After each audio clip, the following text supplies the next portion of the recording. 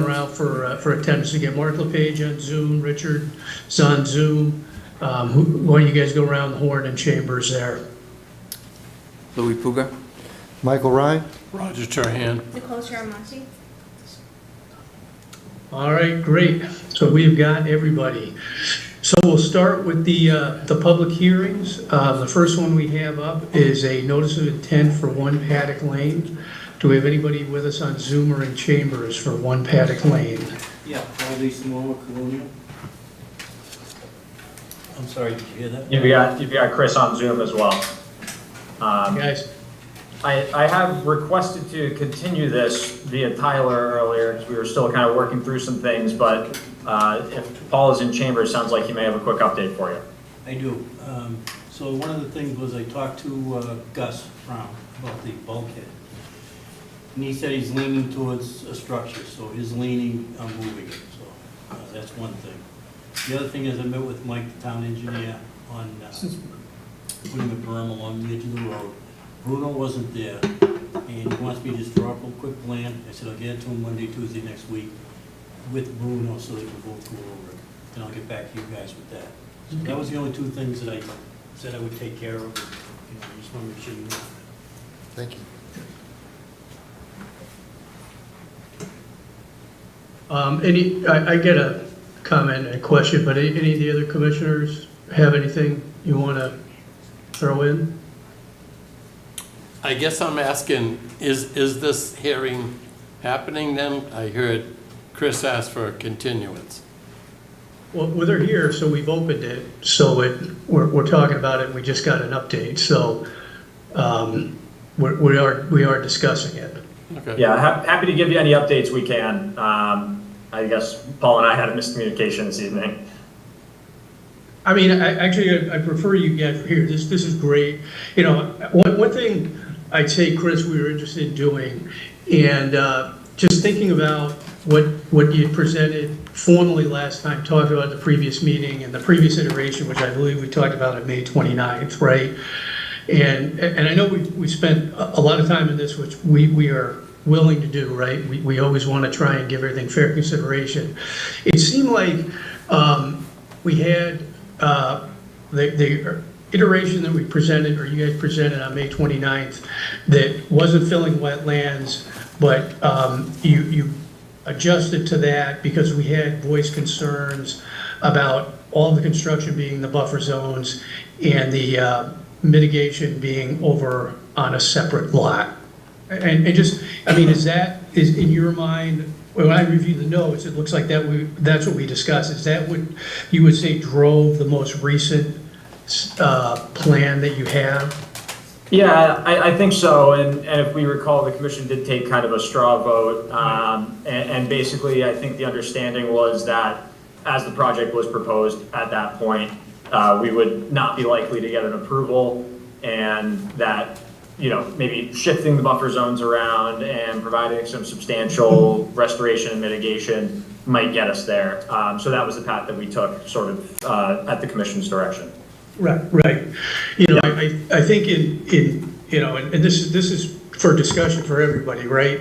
You know, in retrospect, in my mind, and re-looking at this, right, we came down to, we were looking at comparing those 2 sets of plans.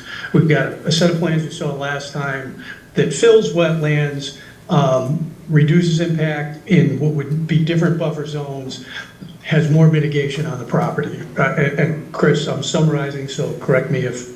Yeah, no, that all sounds about right. Right. The previous iteration, we had work in buffer zones as they sit today, but we did not have the filling of wetlands, and there was some mitigation that was going to be what was going on what was going to be a second lot. You know, I think that was a big area of concern we talked about. You know, one thing in researching this, you know, we can, I believe, put that maintenance of that mitigation on the other lot and attach it to that title in perpetuity. And I don't think I was aware of that. I know we talked briefly about it. I didn't quite classify that or clarify that in my mind very well. And I'm almost wondering if we were in a better place, even though we were doing more in buffer zones, but we weren't exactly filling wetlands. And that is something I throw out to the commission here. And I know we're trying here. We caused you guys to do some extra work, Chris, which we appreciate. You gave it a shot. But I'm almost wondering if we were in a better place with the previous iteration rather than filling wetlands, even though it has less impact in the buffer zones. So, I think it'd be worth seeing what the other commissioners feel about that perspective. Well,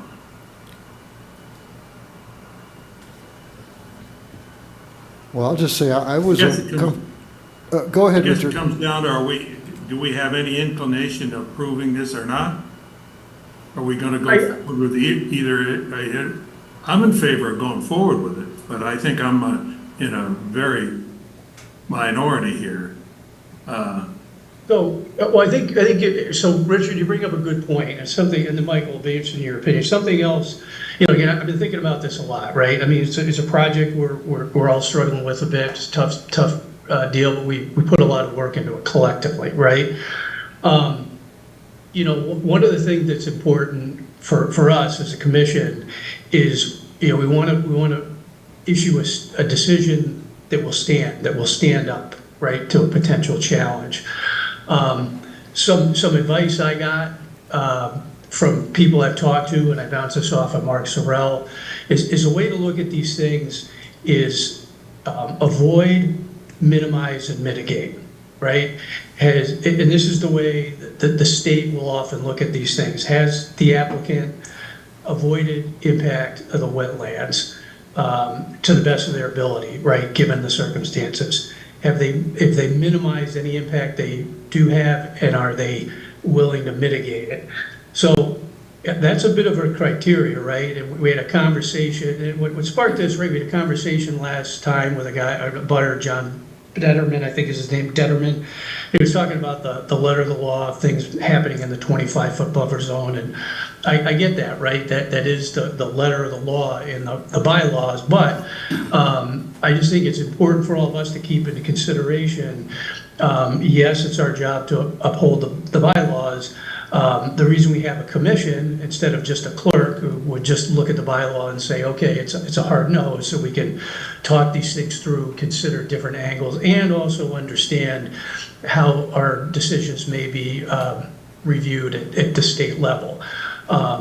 So that's just information that I've looked into as I've tried to get my head around this thing. And I don't think the last gyration really fits that bill as we're filling wetlands. But I think even though we're in the buffer zone, and this is what I was trying to get my head around with the previous iteration, that there's something there that might be permittable in my mind. I'm not trying to influence anybody's vote. I'm just giving you information of things that have come up when I've talked to people. So that's just some context. And I just think we ought to talk about how I know we took a straw poll to your point, Chris. I reviewed the minutes. It was right. It at that time didn't look like we felt that would pass. But I think it's something we ought to take a look at given the input I've received that I just described. So I'd be interested in hearing from each commissioner how they view that previous iteration, given that information, and talk it through. That's what I thought we'd do. Oh, I'll go. I looked through all the regulations, and it seems like we're going down the list and trying to do what the regulations say. And we got down to mitigation. It says if everything fails, you can go to mitigation. That'll help out. Maybe we don't think the mitigation worked as well as the original.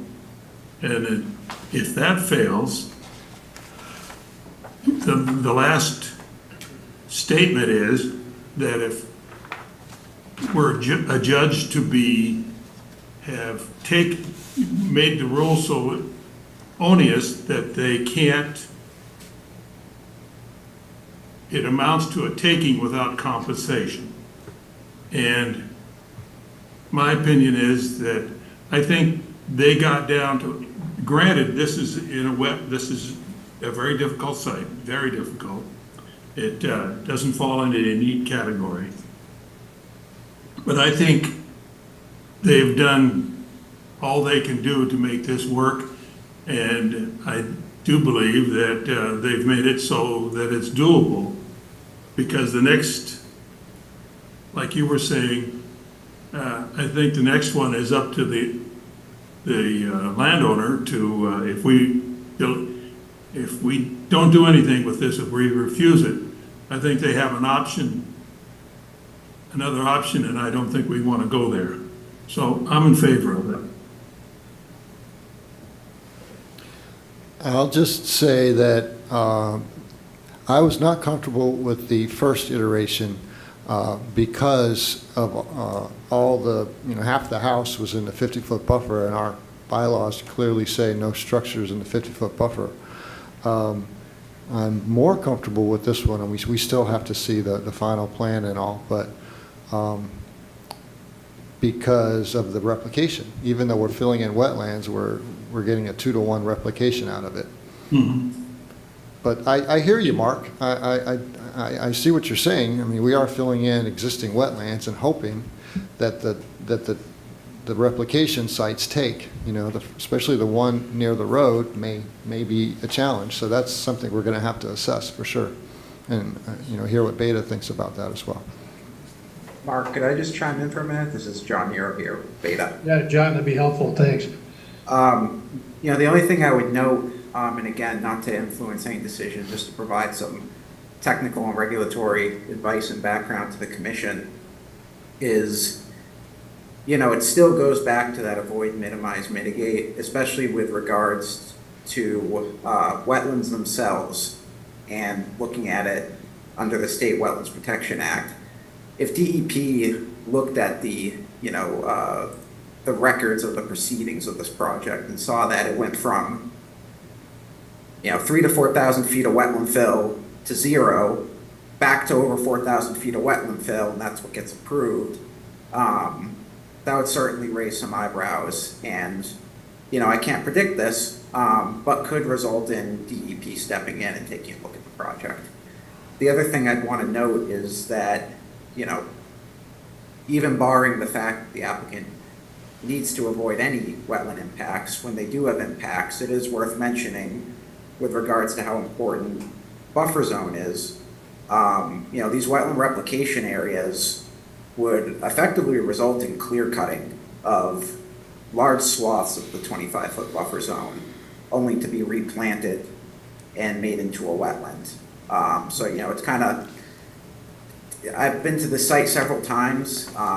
It's a good quality site, low invasive pressure, a lot of mature trees, good canopy and shrub cover. You'd be, to construct those replication areas, the other part of it is you would be taking down some pretty significant valuable vegetation within the upland, just to plant, 4-foot, 2-inch caliper trees. So just something for consideration. So you're thinking that the first irradiation is the better one? I think that the iteration that we reviewed in our last letter, which involved no fill of wetlands, appeared to be the most permittable path forward for the project. Yeah. All right. In our opinion. Which is what we reviewed on May 29th. And again, we did take the straw poll. I guess where I'm coming from is, and this is great input from John, right? This is, I would say, new information, new perspective on the May 29th plan. In my mind, filling wetlands and then taking down a lot of valued vegetation just to replant it with something else, even though it would be wetlands mitigation, right? We understand that why we were doing that. I'm not sure that's the best, a better path forward, right? And it may be that we have something that we looked at on the 29th, which is one Beta did review that, to John's point, is permittable under the guidelines of avoid, minimize, and mitigate, which you know, it's just, again, something, as we vote, we need to keep in mind, right? We have a good amount of control locally, we certainly have influence, but, you know, a lot that happens in this Commonwealth gets decided at that level, either the judicial branch or with Mass DEP. And I just think we've always got to be cognizant of that, and try it, and that's the way they look at those things, is with those guidelines. And I know, and again, like I said, it got me thinking. John Detterman made a point, why isn't it black and white? And that's and I don't think I articulated it well enough for him, but that's why it is because at the state level, they look for some flexibility as long as those standards are met. And I just think that's good context to have. So Michael, thank you for the input. Louis, Roger, Nicole. Yeah, I'll go next. I mean, from the beginning, I thought we're trying to put a good-sized house, although it's not one of the mansions that seem to be popping up in Franklin. We're still putting a house too big in an area too wet. You know, I have asked, and hopefully when all the information comes in, what was the size of the first house and what was the size of the second house? I haven't gotten that yet. I am against cutting so many trees and clearing just to make what's already on site in a different area. And I also, it appears to me that still a good chunk of the driveway is in that 25 to 50, if I'm reading the last set of plans that I saw. So I'm really not happy with this project, to be honest with you. That's my opinion. Nicole? My biggest concern is just the whole stormwater runoff. Our wetlands are our first protection against flooding and protecting major resource areas. And I mean, filling in the wetlands is just going to cause another problem, but then not filling in everything is just causing a problem more than it needs to be. And that is my concern, is just where is the water going to go? You know, it's not going to be filtered like it would if it just went into the natural wetland as it stands. And I have driven by it, and I mean, I know that others feel that it's a lot of vines and trees and brush, but it's a very well laid out wetland that can handle the stormwater runoff. Can I jump in with just one more thing, Yeah. Mark? Just Yeah, for please do. clarification. You know, I know there's been several iterations of this plan, so I myself had to go back and look at it a few times to make sure I was remembering correctly, but I do believe the last iteration that Beta reviewed, just with regard to the stormwater concern, is the applicant did provide infiltration, I believe, of roof leader runoff. So that at least covers the roof area of the house. I believe there may have been some provisions for the impervious area of the driveway as well. And I would just note that the applicant is doing that, even though that under the Mass Wetlands Protection Act and Franklin's bylaw, single-family home construction is not subject to the stormwater standards. So that I do just want to note that is something they provided in the interest of protecting, you know, the downgraded resource areas. And again, I would just encourage the commission, you know, with whatever decision is made, that they look at it closely with regards to, you know, what they consider is permittable under the Wetlands Protection Act and what they consider is permittable under the bylaw, because those are obviously very intertwined processes, but they do get broken out separately in the event of issuing permits or the appeal of permits. Thank you.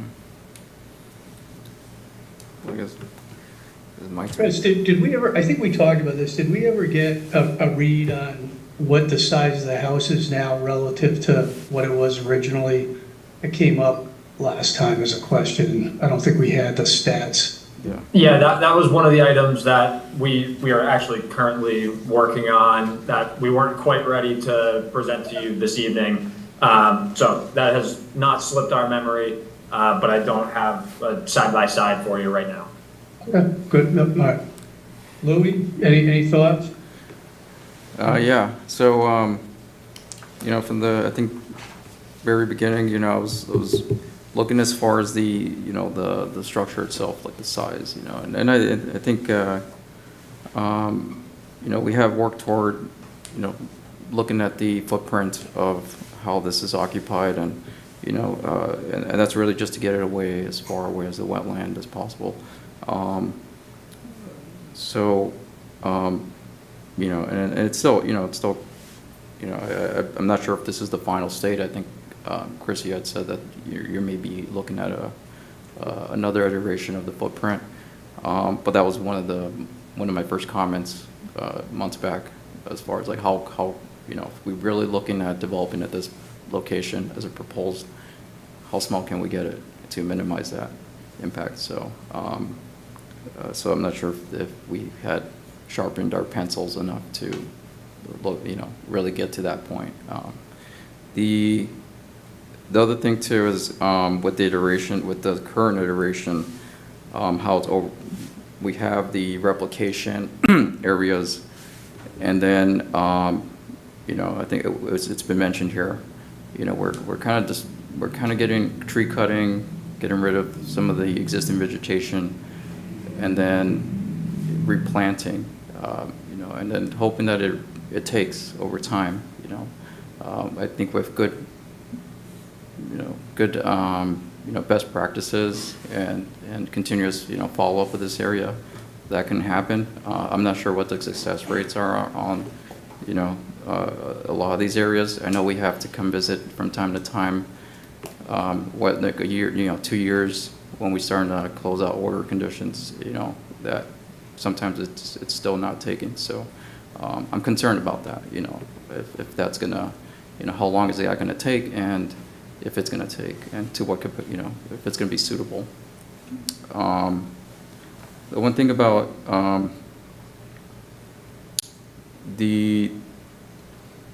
in one of the earlier drafts, we had a replication area, and I think it was not on this property, but before this current iteration, it was on the existing lot.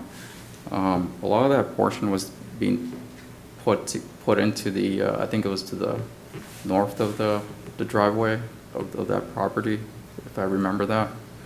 So, you know, I'm looking at the plans, and actually, you know, on Friday night, last Friday, I took a nice walk over down this area just to kind of get a sense of what potentially may look like, you know, if we've replicated this area.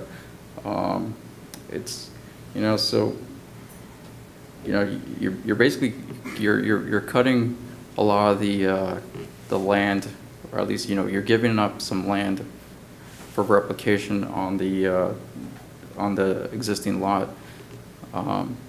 You know, down the line, I'm not sure if that's something that you know, they're comfortable with, or future.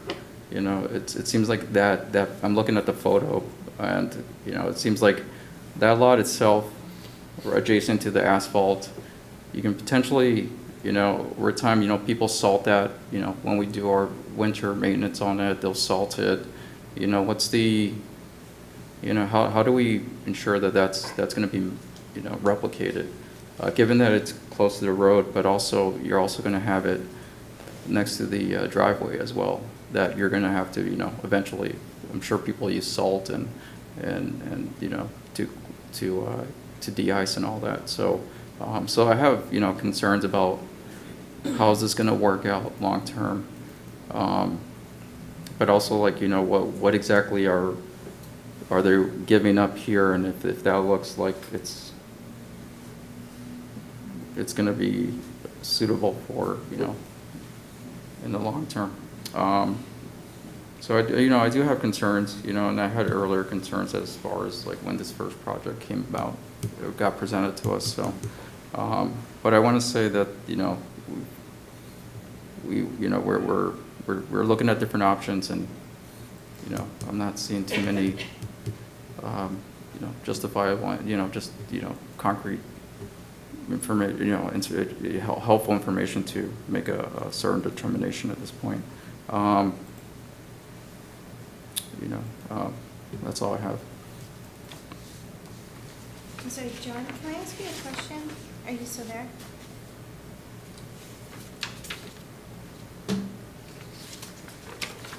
What was that? Sorry, Or Chris? Nicole, could you repeat that? I just had a quick question for John. You had Oh, mentioned that. okay, yeah. Yeah. I understand that residents are not subjected to the stormwater bylaws or what have you, like a commercial property would, but aren't residents still, what am I trying to say? Still supposed to uphold protection of wetlands from runoff? Well, yes and yes. The caveat to that is that when we look at, specific measurable ways on how runoff and sedimentation and stormwater inputs affect wetlands, we generally look at it, everything has to be objective, So in Massachusetts, we look at the 10 stormwater standards. So a single-family home development would not be subject to those. That's things like no new untreated discharges, no increase in peak rate flow, certain required recharge volumes, etc. However, a single-family home development, if it's in buffer zone, would be required to at least have some consideration from runoff in a way where it does not cause adverse impacts to the downgrading resource area. And so what the applicant's doing in this case is, they have their roof runoff, which they need to handle, so they're putting that into gutters and downspouts. Regardless of stormwater standards, what certainly wouldn't be okay is if they ran that downspout right to the edge of the wetland and caused a bunch of scour and erosion, and just left that in forever. What the applicant here is proposing to do is capture all the roof runoff, put it into, I believe it was some kind of Cultec or dry well system in the lawn area to infiltrate back into the ground. So it wouldn't be a direct discharge to the wetland and, causing degradation. So, while any work within buffer zone, whether it's a single family home or not, needs to be constructed in a way that does not adversely affect the downgradient wetland, the stormwater standards as we review them for commercial, large-scale residential, industrial developments, by regulation cannot be applied to single-family homes. Okay. But if they're altering and replicating a wetland by the roadway, wouldn't that be changing the grading? So they aren't proposing any wetland alteration with the last iteration that was reviewed by Beta. Oh, excuse me, yes, it was in the buffer zone, right? Right. So, there's, by just regrading, I can't, it's the applicant's, burden of proof is on the applicant to demonstrate all of this, but, I personally haven't seen a case where simply grading in the buffer zone was, used as a reason to turn down a project based on a relatively minor change to a runoff pattern. Because at the end of the day, you do have the roof area of the house itself, and you have the paved driveway. Aside from that, I think most people being on a conservation commission, don't love lawn, but a lawn is a pervious surface that will allow for infiltration. So aside from those couple of impervious areas, most of which is being accommodated with some kind of infiltration treatment, the remainder of the cleared areas would still be pervious. Thank you.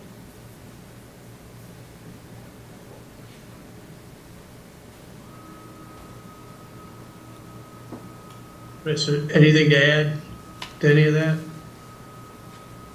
I think that's all a fair assessment. I don't have anything to add. We're still working on getting you some additional information as we discussed last time around. But I think that this conversation was certainly enlightening and may cause us to reconsider once again. Yeah, I mean, I hate to backtrack, but, you know, again, just trying to give this full consideration and thought as we look at all this. You know, and maybe the move here is to, once again, straw poll the commissioners. In my mind, you know, and you know, I think your question was a good one, Nicole, right? And a good example of why working in the buffer zone is less of an issue than filling wetlands, even if it means less work in the buffer zone, right? That's just an opinion. So, you know, my thought process, and I'll just throw it out there, and then, you know, I think we gotta make a decision as to what set of plans we're gonna look at, to be fair to these guys. But I think even though we weren't super comfortable with what we saw on May 29th, you know, I think focusing on that, where we're not filling wetlands, and, you know, what I'd suggest that might be helpful is we look at the progression of the size of the house.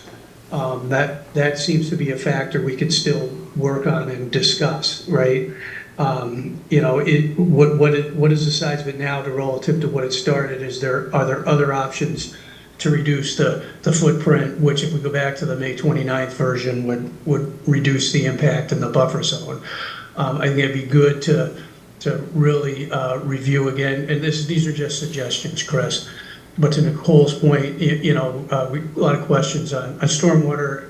To John's point, I mean, there's not much in the way of guidelines or bylaws you have to follow, but you did have some stuff in there. Let's talk that through again, so we can get comfortable with that. And then let's really look at focusing on the mitigation that you are providing as part of that plan, so we fully understand that. And, you know, is there any way that can be enhanced? Is the, you know, positioning right? Louis, you had some ideas on that. So that's my suggestion. I think that's a better path forward than filling wetlands. I think we've still got maybe some work to do or some clarity to gain around 529. And again, I'm just making suggestions here, Chris, right? It's to, you know, trying to find a way to something that might be permittable. And I think, personally, I think that's a better path. You know, so I guess the first question is, are you guys comfortable with that, Chris? At this point, I wouldn't suggest we even have beta and spend more money reviewing the latest generation. I think we go back and really try and tune up what we've already looked at. Yeah, I mean, I think that in terms of the scope of the project, you know, not doing wetland fill and replication is probably easier from a construction perspective. So I don't think that we'd be terribly opposed to perhaps re-exploring some of what we talked about before. It would be really nice from our perspective to have some guidance from the commission that we think that may at least be possibly a permittable pathway, and then we're not just spinning our wheels going back and forth. Yeah, fair. So I think, maybe we do, before we do the straw poll, is I don't know if we've got some people online. I think we've got a potential perspective here, but let's open it up to public comments, and then maybe we can do a straw poll with the commission as if we're willing to relook at the May 29th version, you know, addressing a little deeper some of the things we just talked about on that plan, if that's of interest. It's something that everybody would consider. But before we do that, is there anybody in chambers or online from the public that wanted to make a comment on this? Yes, Renata Galarva. Hey, Renata. Hello, how are you? Really well. Thank you. I appreciate everybody's comments tonight, and I just want to say that I agree with John said it really well right at the beginning, that you know, you would be really destroying a habitat that's already there by trying to create something new, by filling the wetlands and recreating wetlands. And so I really did not feel like that was a way to go. So I appreciate that was also a concern of a few others. You guys mentioned, the three words, the avoid, minimize, and mitigate. So again, as already people said, just looking at the house size, it's still pretty big house. So, can anything be done to make it smaller and make the impacts less on the surrounding wetlands and the buffer zones? So thank you. I appreciate that you're taking the time with the project and discussing it and trying to find better, more feasible way. Thanks, Renata. Anybody else online or in chambers? John Detterman is here, and I just want to probably echo what Renata just said. I can't say it any better than what she just said, and I'll speak for myself. I feel heard, which is validating, and I appreciate your taking my comments from past meetings and fleshing it out a little more. So thanks very much. Yeah, I'll just say, John, it always helps to have public comment because it does get us thinking and looking into things, and you did make an impact. So yeah, don't. That's why we encourage people to come. So thank you. Anybody else? Yeah, if you can hear me. Yep. This is Amy Love. I'm the planner for Town of Franklin. Yep. I know this. Hi, thank you. I know this project's been going on for a long time, and that I think that, at some point needs to be resolved. Like, I understand you guys are struggling with the wetlands and what's going on with the wetlands. I know this has been a long time coming. We deal with this in planning board as well. So I just recommend to get a resolution on what needs to be done. And that's all my recommendation. But you guys do a great job, so thank you. Yeah, appreciate the input, Amy, and I think from our perspective, yeah, we're getting to the point, we talked about this a couple meetings ago, which is why we did a straw poll, is we've got to figure this thing out one way or the other, but and I think we do still have a few more things to consider and look at here, at least for one more round, but certainly, we're feeling the same thing. I'd echo your comments. Thank you, Mark. Yeah, thanks. Anybody else? Okay. So what I would say, is my proposal is we revert back to the 529 plans. We look at the size of the house, understand where it's come from, where it is, if there's other options to reduce the footprint. That seems like a concern that we've heard from the public and from commissioners. I think we want to really revisit the mitigation and the placement of that, understanding that at least my feeling is a little differently, that mitigation on the part of the lot where the original house is something that could be managed. I'll put it, and then we want to understand a little bit more on the stormwater piece. Since you guys, that was something you guys had already done, Chris. Those are the concerns we have. So the house size would be mitigate. The big concern is the impact in the buffer zones. The house size would be a way to look at further impacting that. So I recommend that is a move forward for next meeting if you guys can get it, Chris. Unless the commissioners feel strongly that the filling wetlands proposal we have in front of us currently is a better path forward, and work with that. So what I would say is, are you interested in the process I described, or do you feel that the current iteration is the better path forward, and we take one more shot at it? So Richard, what do you got? Well, I think what you and John said, to go to the May 29th iteration and try to improve on that is a good thing. But my thought is, if we do improve that, can we improve it enough so that the rest of the commissioners have any chance at all of approving this? Good question. Louis? Can we do anything to this project that is Yeah. going to impress them enough to approve it? Okay. Louis? Well, it seems like, Chris, you're maybe looking at, from what and you can correct me, are you looking at shrinking the footprint of this structure? We will, yes. Yeah, we can look at that. I'm not exactly sure what our appetite for exactly how much we can shrink it is without talking to the applicant first, but yeah, that's certainly something we can look at if that's the only way to get across the finish line here.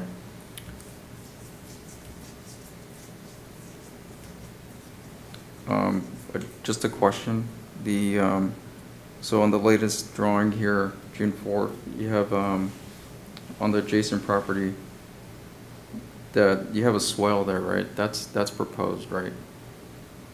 On The rock is Around the existing That's house? existing. that's existing? That's existing. That's existing, yeah. Okay.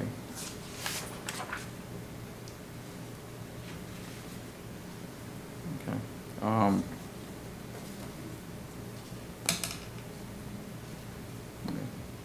That's all my question. Yeah, I guess the question is, Louis, are you preferable to move forward with the 529, digging into the items I talked about, or do you feel filling the wetlands proposal better? And do you see a way forward here? Well, I don't like the filling of the wetlands and, disturbing it into natural, what's naturally already grown. So I'm not in favor of that, but maybe looking at an alternative with that footprint so it could get you away from the wetland as possible. I mean, there will be some disturbance. I don't know how much we could shrink this, to be honest. So, it's a tough site. Let me just put it that way.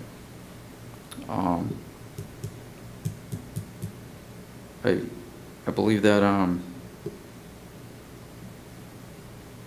maybe another iteration. Let's see what we got. What's the best? But not filling, yeah, so Not filling it, some yeah. variation of what we looked at 529. Yeah, Okay. the earlier, without this cut replication fill, 'cause I Right. feel like that really Okay. disturbs stuff. All right. Michael? So I cannot support the first one because it's so much of the house is in the 50-foot, 25 to 50-foot. And the new perspective on the current one with all the wetland fill is also not good. So I'm not in favor of either one. But if you're asking for which one should we go with? Well, I'm definitely not going to vote for the first one, so I guess I would say the fill in the wetland. But I don't think I would vote for that one either. Okay. All right, Roger? Yeah, I mean, I'm definitely not in favor of filling wetlands. That, in my eyes, the house is too big for this lot. And my final question would be, we're talking about 529, I believe it was you said. But I've also heard Chris, the way I understand him, say they're going to come back with another iteration. So. Well, yeah, we're just looking to provide you folks with whatever version here that, kind of gets us to an approval. So which is why we went with the fill and replication option, because we thought that the commission might be leaning in that direction.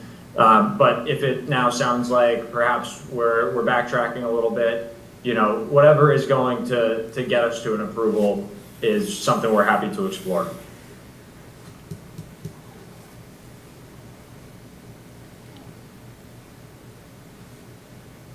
Well, I think what we're talking about, Roger, is looking at that last version, but taking a deeper look at house size. I don't want to put words in Chris's mouth, but taking a deeper look at house size, right? If that would make, again, I don't want to send these guys doing a bunch of work, it's not going to matter, but if reducing the house size and thereby reducing the impact of the buffer zone, you know, having a better comfort level with the stormwater, if that's something that you feel you're open to talking about, then that's what we should do. Or that's a potential option for us, not what we should do, but a potential option. That would be the iteration, I think. Yeah, so, well, a couple of things. I guess I've kicked it around a little bit, but I'm really not in favor of a straw poll. I'm not even sure if they're supposed to be held under Robert's rules. But besides that, now there's another plan that we had, which is 7-9. Is that the one we're looking at now, or are we going back to 529? 529. 529, Yep. okay. Yep. All right. Yeah, I mean, this is to give us an idea what we want to, this is us giving direction to the applicant is what we might be open to look at, right? So, but if we're not, that's okay, right? But we're just trying to be clear on that. I All right, believe thank that- you. I believe the 529 plan had us so that we were not going in the 25-foot buffer at all. We were working within the 50-foot buffer. But it was the structure that you guys are having a problem with being in the 50-foot buffer. So, you know, we'll talk to the owner, see if we can make it smaller. But I'm gonna tell you right now, it's still gonna be in the 50-foot buffer. Because of the setbacks of the property line, we have no place else to go. They're 40-foot setbacks, so. Well, you could So come the other further thing- forward and have to go to the ZBA, take your shot there. We'll talk to the owner, see if we can get the house smaller. Yeah. Come back and show you guys, see what you think. Thank you. Nicole, your thoughts? If I had to choose between both, it would be the one from May 29th. Okay. Because I don't feel comfortable with going in the wetlands. So it would have to be that one, I guess, to look at. And if they can come back with some changes, then we can look at it. Okay. So next time around, if you guys are interested, Chris, we'll relook at the 529 version, consider house size, review stormwater controls, and relook at and just review what the mitigation would be. You know, we've already had that analyzed by Beta, so I think at that point, you know, to Amy's point, we could decide if that's something we're going to move forward with, and then go from there. Absolutely. Yeah, I think that seems like a reasonable path forward. So we will, it sounds like we're reverting from the fill and replication scheme and, you know, trying to maybe get back to our roots with avoid, minimize, mitigate. Right. Yep. So thanks for talking it through, guys. I don't know if you got any other further questions or comments, but at least we got some, you know, we give it thorough consideration, right? I'll say that, and just felt like this would be a better perspective. Absolutely. No, we appreciate your input on that and understand your position. So we will work back in that direction. Good. Just one comment, just when I was taking the sidewalk, there is a stub up, there's a utility stub up between the two, I think it's pole 32 and 31. It's probably like 5 feet coming off the wetland. Or like it's got a meter, it's a stub up, it's a utility stub up. Hey, I don't know what that is. I can know send what you- you're talking about. It's an electric box. It's an electric box. On a piece of plywood on the, yeah, I have no idea what that is. Yeah, so I just kind of wanted to make sure, you know, it wasn't on the plans. I don't know why it's there. I don't know if you guys, but it will be Has nothing something do you with have to the look owner. at. It's in the layout. Yeah. We have no idea. Yeah, seems like, I don't know, it's just posting up with the meter. I'm not sure what to tie it into, but something that you, I just We wanted can to put- bring it to your attention. We can put it on the plan, I've seen it, I know what you're talking about. I Yeah. have no idea why it's there, or what it's for. Okay, or where it's routing, where it's, It yeah, has nothing to do with us. okay, yeah. I We just can show- found it odd that it's just there. Yeah, I said the same thing when I saw it, was, what the hell is this? Okay, yeah, Hey, can I put a comment? yes, Sure. Hi, it's Renata again. I believe if you guys go back, and I don't know which meeting it was because it's been so many meetings, but there was a resident that lives across somewhere in that area, and he was mentioning that it's part of, I guess, the sewer system that's underneath the road, so you might want to check with DPW. okay. Can you take a, Who knows? yeah, thank you for that information, yeah. Um, All right, Lou, if there's nothing else, Lou, you want to give us a motion to continue till August 7th, 7:01? So I give you a motion to continue the hearing for 1 Paddock Lane for 7:01 on, is it 8/7/2025 at Yep. 7:01? Second. Vote to continue? Vote to continue? Continue? Continue. Continue? Continue. Richard, all right, good, we got it. All right, motion continued. Thanks, guys. All right, thank you. Thanks, folks. All right, next we'll open the NOI for 102 Panther Way. Do we have anybody here from that project?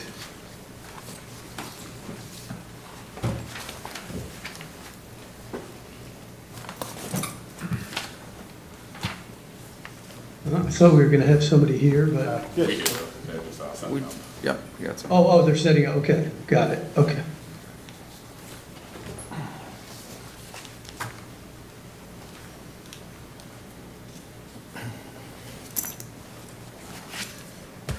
Good evening, Rick Goodrow with United Consultants, here this evening, Brad Chaffee from Camford Properties, the applicant for the project at Panther Way.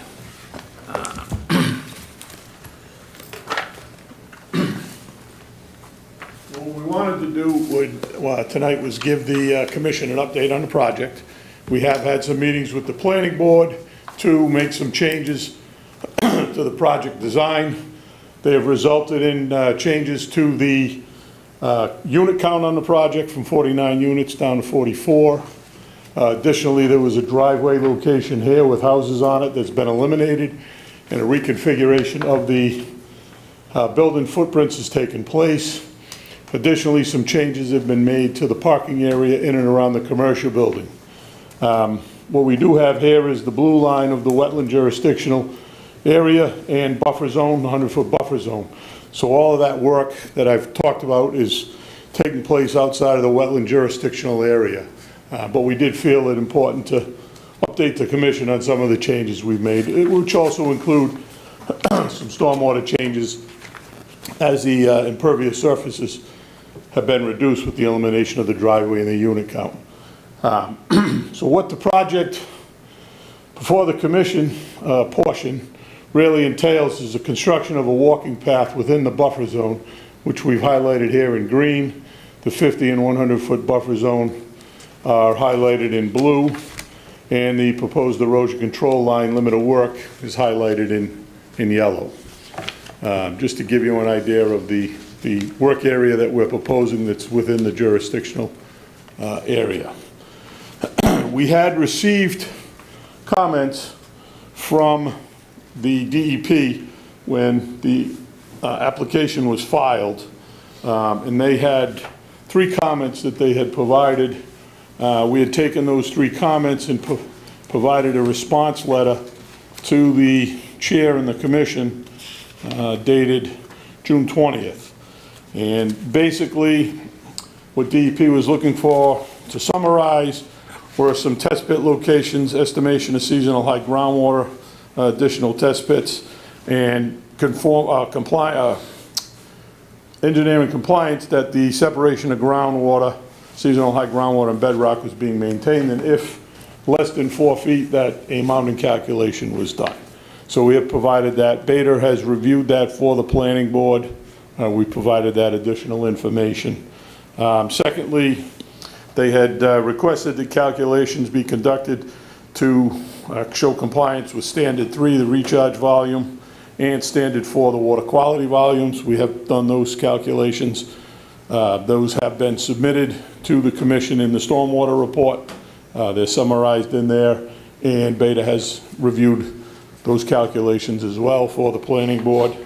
And then lastly, they had requested some additional information on the proposed trail. And we did have a detail on the plans showing that the trail would have a gravel base covered by loam and then seeded. And additionally, the conservation agent had conducted a site walk with Mr. Chaffee and myself. We had staked out the location of the trail and went through the fact that we were not cutting any mature trees to construct the trail, and if in fact there was a mature tree in the way, outside of jurisdictional areas, our intention was to make slight adjustments and not have to remove any large trees. So that addresses the comments that we had received from DEP. We did get some comments today via email from Tyler regarding I don't want to say review, but the agent services provided by Beta, and they had requested that 4 additional things be done for the project. So they had indicated significant grading is proposed within the buffer zone that appears to be in the area that is currently vegetated and has existing ledge. The applicant should confirm that blasting hammering is required for removal of ledge, which it is, and provide information on how the resource areas will be protected during the removal. Secondly, the pedestrian path will be constructed of a compacted subbase and a 5-inch layer of gravel topped with 2 inches of loam and seed. How frequently will maintenance occur on this path? The applicant should consider a barrier or signage to prevent maintenance from occurring outside the path. So certainly we can add some additional information on the blasting and or hammering operations and control of that. You know, as I said, we do have the erosion control to limit anything there. I'm sure they'll obviously be using blasting mats if in fact they blast. Dust, we'll elaborate on that and give you a protocol for that. But as far as the second comment is, we were hoping to get some input from the commission. We thought installing some signage to prevent any creep of the clearing in and around the path, excuse me, and maintenance, so that, you know, any vegetation trimming that needed to take place was clearly marked as to what the extent was. We were hoping that, you know, the commission would feel that would be an appropriate solution and we could then move forward with resolving that. And then they had asked, so basically two other pieces of information is the list of all the species within the mix, seed mix, to be elaborated on. And then lastly, the construction sequence to include when the path will be constructed. So those are more administrative things. I'm sure the commission is looking for that information, but really we don't need any input. We'll just take care of those. So really the blasting will take care of, the seed mix will take care of, and the construction sequence will update to include the path. So really, you know, as I said, you know, signs at about a 50-foot interval to just make sure that it's clearly marked as to what the extent of that is, I think would be appropriate if the commission felt that would be appropriate. I think we're close. We have a meeting with the planning board Monday, so we're hoping to get some input from them. We do feel we're in a good place with them, but we do want to, you know, have one more go around with them. So basically one question for the commission, update, and certainly happy to answer any questions you may have. Thank you. Thanks, Rick. So you'll come back to us with protect how the resource area will be protected during the blasting for the ledge, right? So you'll come back to us on that. And I would think signage along the path, I mean, I think that sounds pretty fair. And just interested in, yeah, how the path will be maintained. So yeah, a little bit more information, but I think that would be great. Thank you. Any questions from any of the other commissioners? Sounds good to me. Sounds good to me. I just had a quick question. Is there going to be any maintenance of the, is that a vernal pool that's being displayed in there, or is it just a, The wetland system? yeah? No, it's Oh, not a there's vernal. no- okay. No. Thank you. Thank you. So you indicated that you were looking to put the path on the plans, but was that one of the comments, as far as like having where the path would be? on Yes, so we've highlighted where the path is. The path is on the plans. Yeah, I'm looking at the December 13, 2024 drawings. I saw the path here. I don't know if that was any different from sheet 12. No. So, if No, that what- was- what- what I kinda thought the highlighted comment- myself too. I'm sorry, what's I that? highlighted it myself too. That makes it a lot easier to follow. Just to, just to see where that path is. Sure. So I didn't know if that changed, so I think that was kind of my question is if, So the only changes that were made were the planning board had asked for a connection point here. So Okay. this section was added to provide a connection point from the roadway sidewalk system, Okay. pedestrian connection to the path. Oh, okay, yeah, sorry, Yeah. and I misspoke on the Which- date, it's 6/20/25. Which house is the that? revision. Proposed house is that, between? I do see, yeah, I marked it. 14 and 15. Okay, thank you. Yeah. Yeah, thank you, Louis, for pointing that out. Yeah, okay, and I did see that, and I identified it as a Oh, I path see. there. I guess, just looking at the, the pathway, where it goes, and then, so I saw, like, right at the, it's not on it's not on this property, but it's very close to it. There's a concrete head wall, and then it's like, there's like double lines, and I don't know if that's that's a runoff area, or is that, right there? Yeah. Yep, Correct, so there's a detention basin here for the upgrading condominium project, okay, and that's the outlet head wall, and then a channel into, towards the wetlands area. okay, so it feeds into the Yes. wetlands area. Yeah, and then this comes down and goes into the daycare center behind Wendy's. Okay, And all then goes right, into the yep, pipe system. oh, okay, And yeah, into the where it's in 140. front of Wendy's, that whole, okay. That's correct, it goes Okay. into that detention basin right by the front of Wendy's parking lot, 140, and then into the 140 Okay, drainage it just system. continues on. Yep. For that, if that, and just, again, following the path, how do we go over that? Any thoughts on, On this? yeah, So we have a 12-inch pipe proposed to be installed to carry that flow. You can see 12-inch HDPE yes, pipe with an invert, just, that would be a pipe that would be within the flow channel yeah, and then built up over okay, with the grass okay, walkway. yeah, okay, Thanks. good stuff. And really, I think this was a question from way back when I first saw this, because it's been a while since we've been here. So it's an open space, or it's defined as an open space, so it's accessible to other Franklin residents, not just the folks out that are going to be on this property. So is that my understanding? We had some connectivity that we brought it up there, just to Franklin Crossing, stuff like that, if people wanted to come Yeah. through. I mean, the open space is still owned by the association. Okay. Project. Yeah. it We was tried just- to be friendly, but, Yeah. just from talking to butters and stuff. Sure, yep. And that's all my comments, really, but I appreciate it. Thanks for the update. Thank you.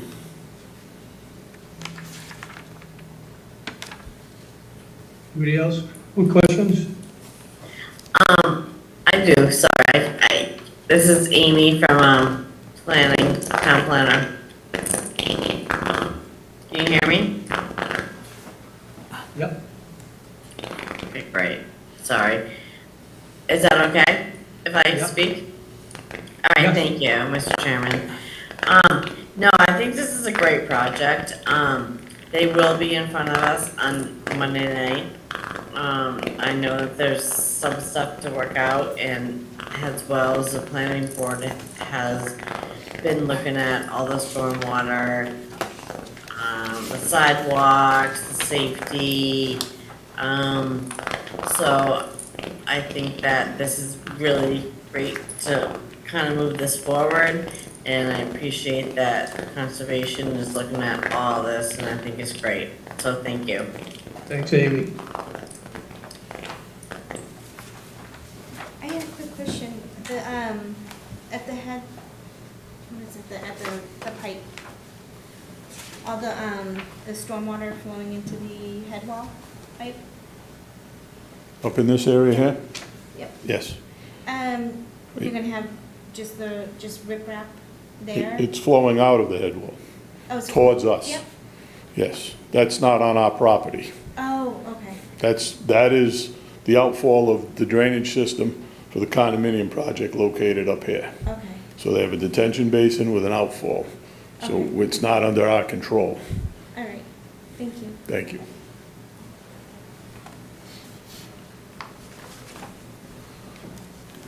And just when you revise the plans, or if you're looking to, update this, just page 4, there's a, right below the north arrow, there's 2 comments that are like, they're overlapping, so so just wanna fix that up. Okay, thank you. That's it. Thank you.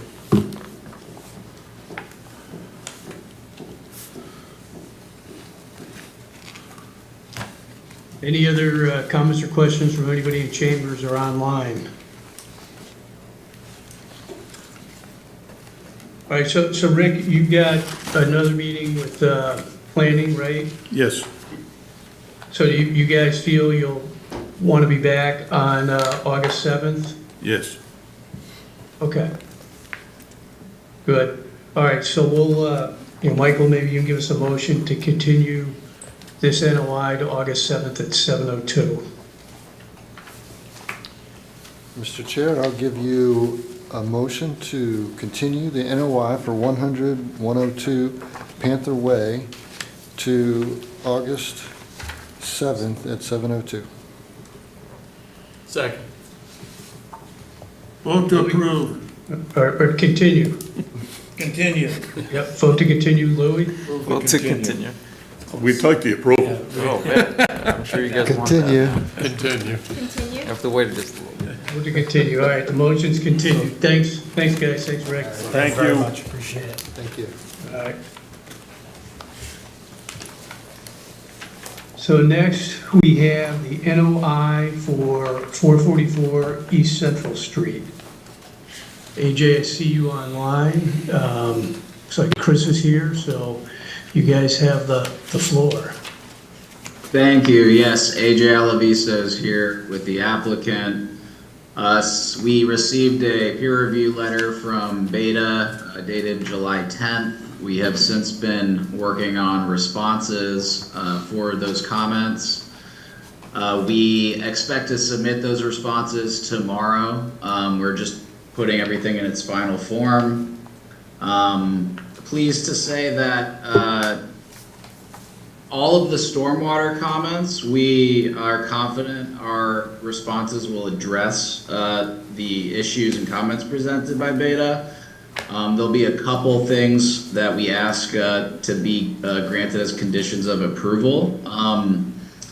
With regard to the Wetland Protection Act comments, we are confident we can address all of them, except there are 2 that we would like to bring up today, if it makes sense for the commission, as things that we might have an issue addressing.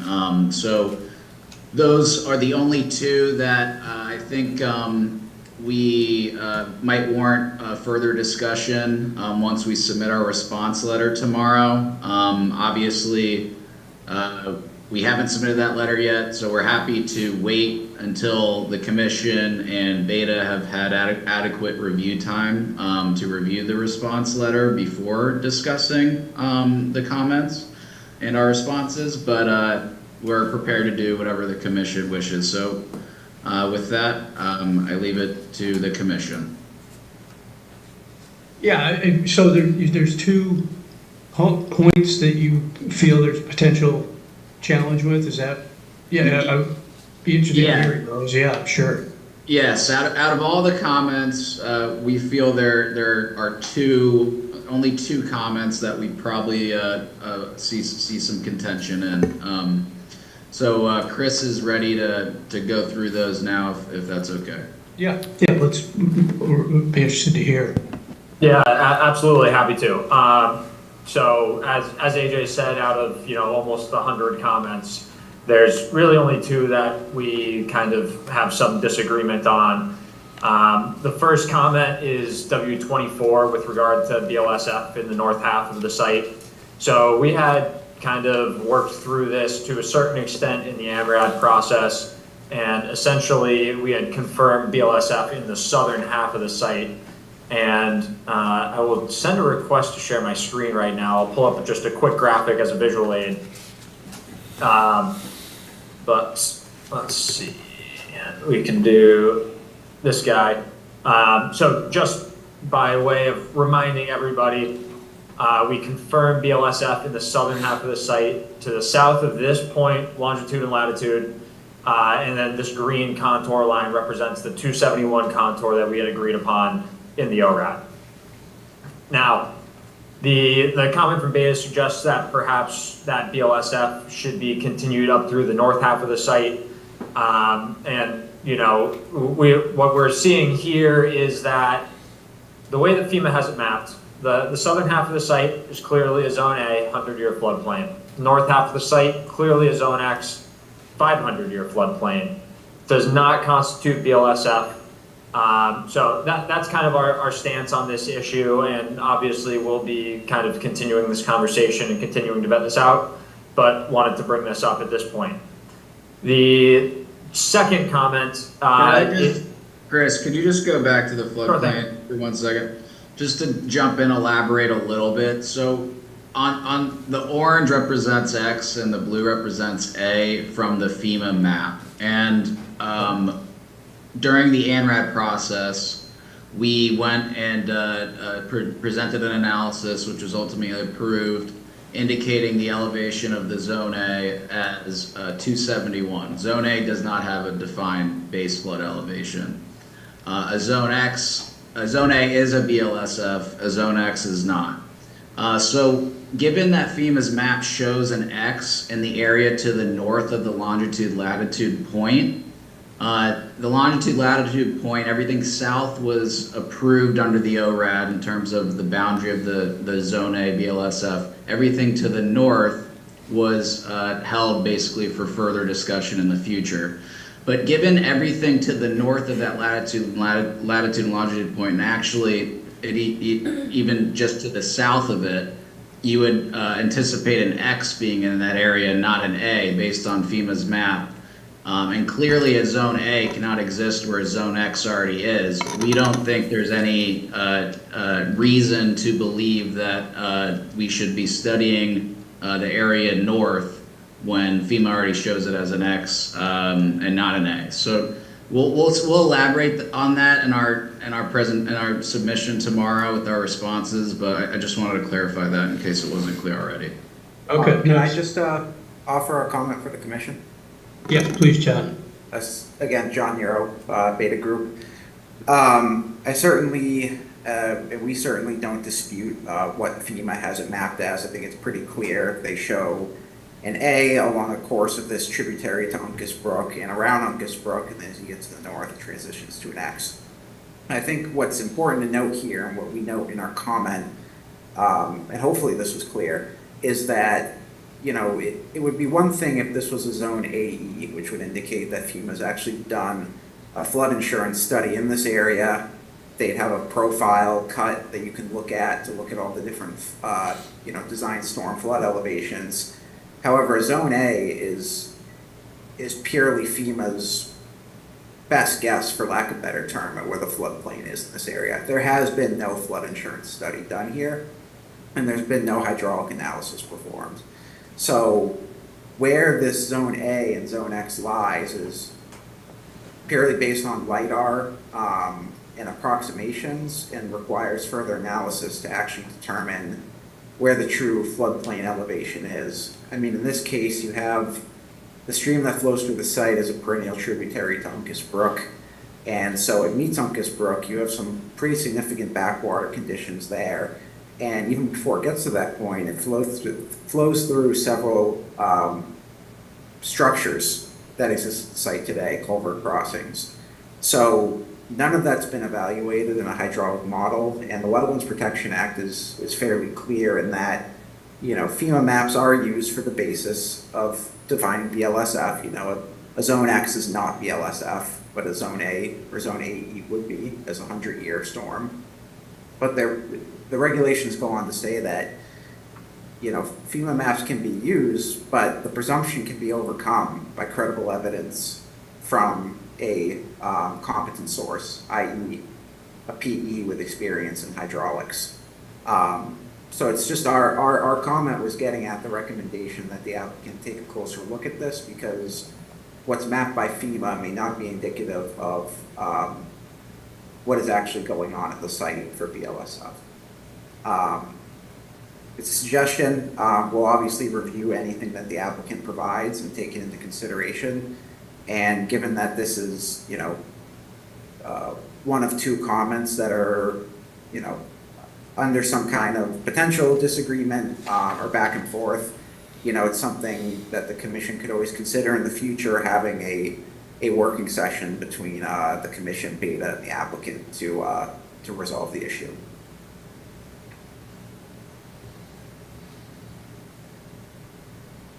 How challenging, Chris, do you feel it be to do further analysis on that? Yeah, it's something we have looked into, at least preliminarily, you know, as a topic of conversation. Our understanding is it's probably a couple of months turnaround and at least a few tens of thousands of dollars. So significant. Yeah, it's certainly not nothing. You know, we have our project engineer is Alan Major, who, you know, in my opinion, one of the premier engineering firms in the state. And this is, you know, out of their wheelhouse even. So it really takes a specialist, and it's not quick or cheap. Okay. And just to jump in, just to finalize this, and then we can move on to the next one. We'll add color in our response to when a report or a study like this is required under the Wetland Protection Act regulations to clarify that some more. So Good. Well, glad we talked it through. This was worthwhile, so thank you. Yeah, absolutely. If there are no further questions from the commission, I'll move on to my second point. Right? All right, so the second comment that we felt we had some disagreement on was number W27 regarding the sort of evaluation of riverfront areas. So the comment suggests essentially kind of what we've been referring to internally as sort of a split analysis of the riverfront areas on site using both the new development riverfront area standards at 10.584 to evaluate work proposed in what is essentially currently non-degraded portions of the riverfront area, and then also using the redevelopment standards at 10.585 to evaluate work proposed over existing degraded portions of the riverfront area. You know, our interpretation is different than that. Our interpretation is basically such that the site has a degraded riverfront area, and we believe the entire project should be reviewed under the redevelopment standards at 10.585. That comment references a 2013 superseding order of conditions where DEP took that approach. You know, from my standpoint, I know as a firm, we've successfully permitted hundreds of projects that don't take that approach. And in fact, you know, I had an SOC just a year ago where DEP, again, did not take this approach. So all that just to say, I don't think it's necessarily a settled issue. And in any event, the SOC is not a legally binding thing. So that's kind of our stance on that. The interpretation of evaluating the site under just the redevelopment standards is the same that we've been taking all along in our dealings with the commission. And in fact, even before we brought this to the commission, as you know, AJ and co started due diligence pushing 2 years ago now. So, you know, in the LIP process, this is how we presented it to the commission, where the commission supported our project based on essentially the merits of the proposal to perform restoration and mitigation as is required under the redevelopment standards to improve resource areas. So just want to make sure that we are encouraging everybody to, you know, kind of take a step back, remember the intent of the regulations, to protect, obviously, resources and improve them where we can. And we do feel as though our proposal and the substantial amount of restoration included in the proposal better protects the interests of the Act in terms of analyzing the site under the redevelopment standards rather than a kind of piecemeal combination of redevelopment and new development. So, you know, again, we will be providing some additional detail on this response, but kind of wanted to outline these for the commission, maybe direct the commission's attention a little bit, because these are really the two topics we feel that we might push back on here. I think definitely helpful to talk it through and get some context. Appreciate you guys coming in tonight to do that, and we'll look forward to the response and take a look at it. Okay. Any questions, comments from the commission? All right, any comments or questions from folks on Zoom or in the audience?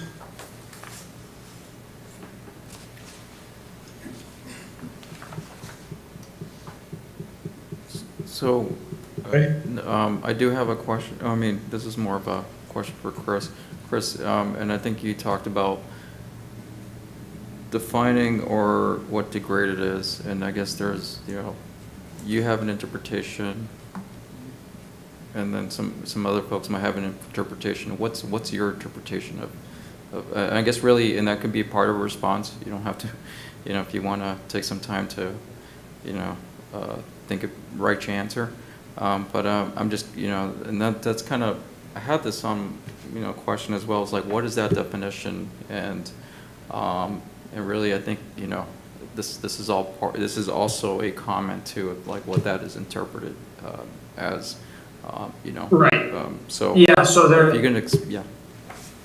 Sorry, so yeah, there was, you know, actually a previous comment in that beta letter that had kind of provided some evidence that maybe a handful of places on the site that we had called degraded initially might not actually be. That's not, we're not really debating what counts or qualifies as being degraded today, but for the purposes of discussion, I actually have it in front of me. A degraded riverfront area contains impervious surfaces from existing structures or pavements, absence of topsoil, junkyards, or abandoned dumping grounds. So it's really kind of, really, I guess, 4 items that define degraded riverfront area today. And yeah, we're doing a little bit of reworking of what we are calling existing degraded based on the comment previous to this riverfront area comment. But really, the item that we are more so posing for discussion is how we analyze the proposed work, because there are kind of 2 sets of standards for riverfront area work. One is new development and one is redevelopment. And, you know, I think the letter suggests a combination of both of these sets of standards for evaluating the work proposed on the site. And, you know, our experience and our opinion is that that's not necessarily the right way to go here. Okay. Thanks. I just, you know, it's you know, and that's kind of just gives us a little bit more understanding of, you know, how this is interpreted and really what you need to work with as far as like, you know, what can you work with when it comes to that. So if it doesn't meet that. or it does. I don't have any other questions. But,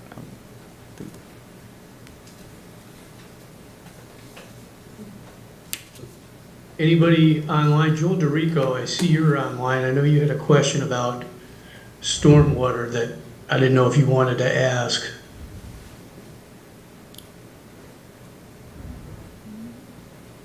Okay, maybe he's not live. He'd send in a question. Okay. All right. Given that, with no further questions, Roger, you want to give us a motion to continue the NOI for 444 East Central Street to August 7th at 7:03? Yeah, I'll make a motion to continue the NOI for 444 East Central Street, August 7th at 7:03. Second. All right. Vote to continue. vote to continue. Continue? Continue. Continue? Continue. Okay, it's continued. AJ and Chris, thanks for coming in. Look forward to getting the response in writing, and see you in a couple weeks. Thanks, folks. Happy to give you a preview. Yeah, you'll have something from us in the next day or two. Okay. Thank you. Thanks, guys. All right, next, we will open up the NOI for 260 Daniel Street. Is Jimmy here? 260 Daniel? Just walked out He of just the room. walked out of the room. You just walked out. Well, I'm here, Brian Hassick. Oh, hey, Brian, how you doing? All right, I'm great. here. We should probably wait for Jimmy to come on back, but I just want to let you guys know I'm here. All right. Hey, Mark, this is John. Just giving you a heads up. I have to log off, but Anna Hasnart from my team is on Okay. to help out with any of the remaining items. Thanks, John. Thank you, Jim. Thank you. Have a good night. Thank you, John. Yep. Thank you, Jonathan. Brian, is there anything you can start with while we have the floor? Yeah, I suppose. I mean, we do have a new comment letter from Beta. I was going to start going through that if that would be beneficial. Yep. Okay, cool. All right, so I guess just starting out, this comment letter is from June 27th, 2025. So I just going through, I guess, in order. So the comment A1 was related that we didn't have a Mass DEP number. We do have a Mass DEP number, and no technical comments were issued by Mass DEP. A2, the plan should be revised to include the following: the source and date of the survey of conditions, of existing conditions topography, Beta comment addressed, existing vegetation, including the existing tree line, Beta says comment addressed, and a construction sequence and schedule with all proposed activities in jurisdictional areas in accordance with section 7.18.1.14 of the bylaw regulations. And Beta's response is comment addressed. See Beta 2 response to comment W4. We're going to get to that regarding the proposed additional clearing. Carrying on, W1 was just related to more of a statement, I guess, more about the resource area delineation. Beta confirming it. W2, the applicant should provide an erosion and sedimentation control plan, which includes contact information for the persons responsible for inspection and maintaining erosion control, and all other requirements listed in section 7.12.1 of the bylaw regulations. Beta's response is comments addressed. The location where each of these seed mixes are proposed to be applied should be included on the plans. Beta's response is comment addressed. W4, this is the one that was mentioned in the previous comment. The western slope is proposed to remain a 2 vertical to 1 horizontal slope. However, it is recommended that this be regraded to a 3. I think they mean 3 horizontal, 1 vertical. 1 vertical. Yeah, yeah.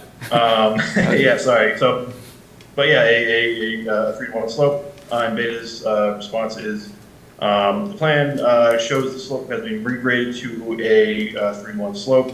However, the toe of the slope has been extended further into the buffer zone as a result of maintaining the same proposed lawn area. The commission should advise the applicant as to whether this is acceptable, as the proposed lawn area could be reduced to maintain the existing toe slope and prevent further clearing. That was something that we mentioned at the last meeting as well, that we discussed, and that is something that we have changed on the plans. I do have, if you guys are interested in seeing that right now, or I can show it later, but I do have new plans that I can show you here today with that toe slope moved. Yeah, when you throw that up, Brian, that was a big point of discussion, so that's good news. Let's see.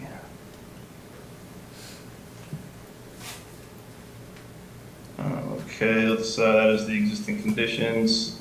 Is everybody able to see this just fine right now? Yep. Yes. Okay. If you could zoom in just. Yes, sorry. Thanks. Right, so originally the slope extended out further this way, maintaining the top of the slope, extending the bottom. So now we are maintaining the toe of the slope and grading it backwards 3 to 1 up to the top of the slope from that point. Great.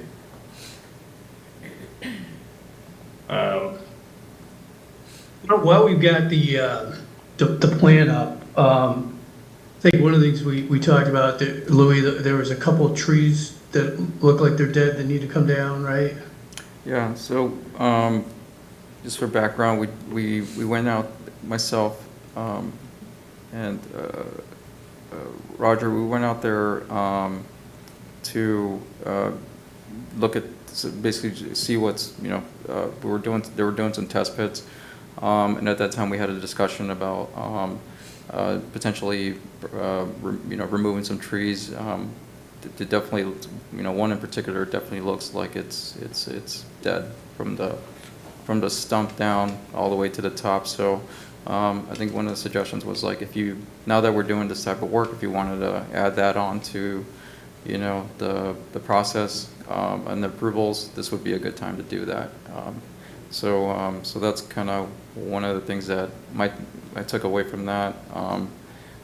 I think there may have been another tree that had just a lot of invasive species wrapped from the base to the very top. So, and it's right next to it. So, potentially 2 tree removals. I want to see those are on the, where's the north arrow? It's on the north, if this is orientated.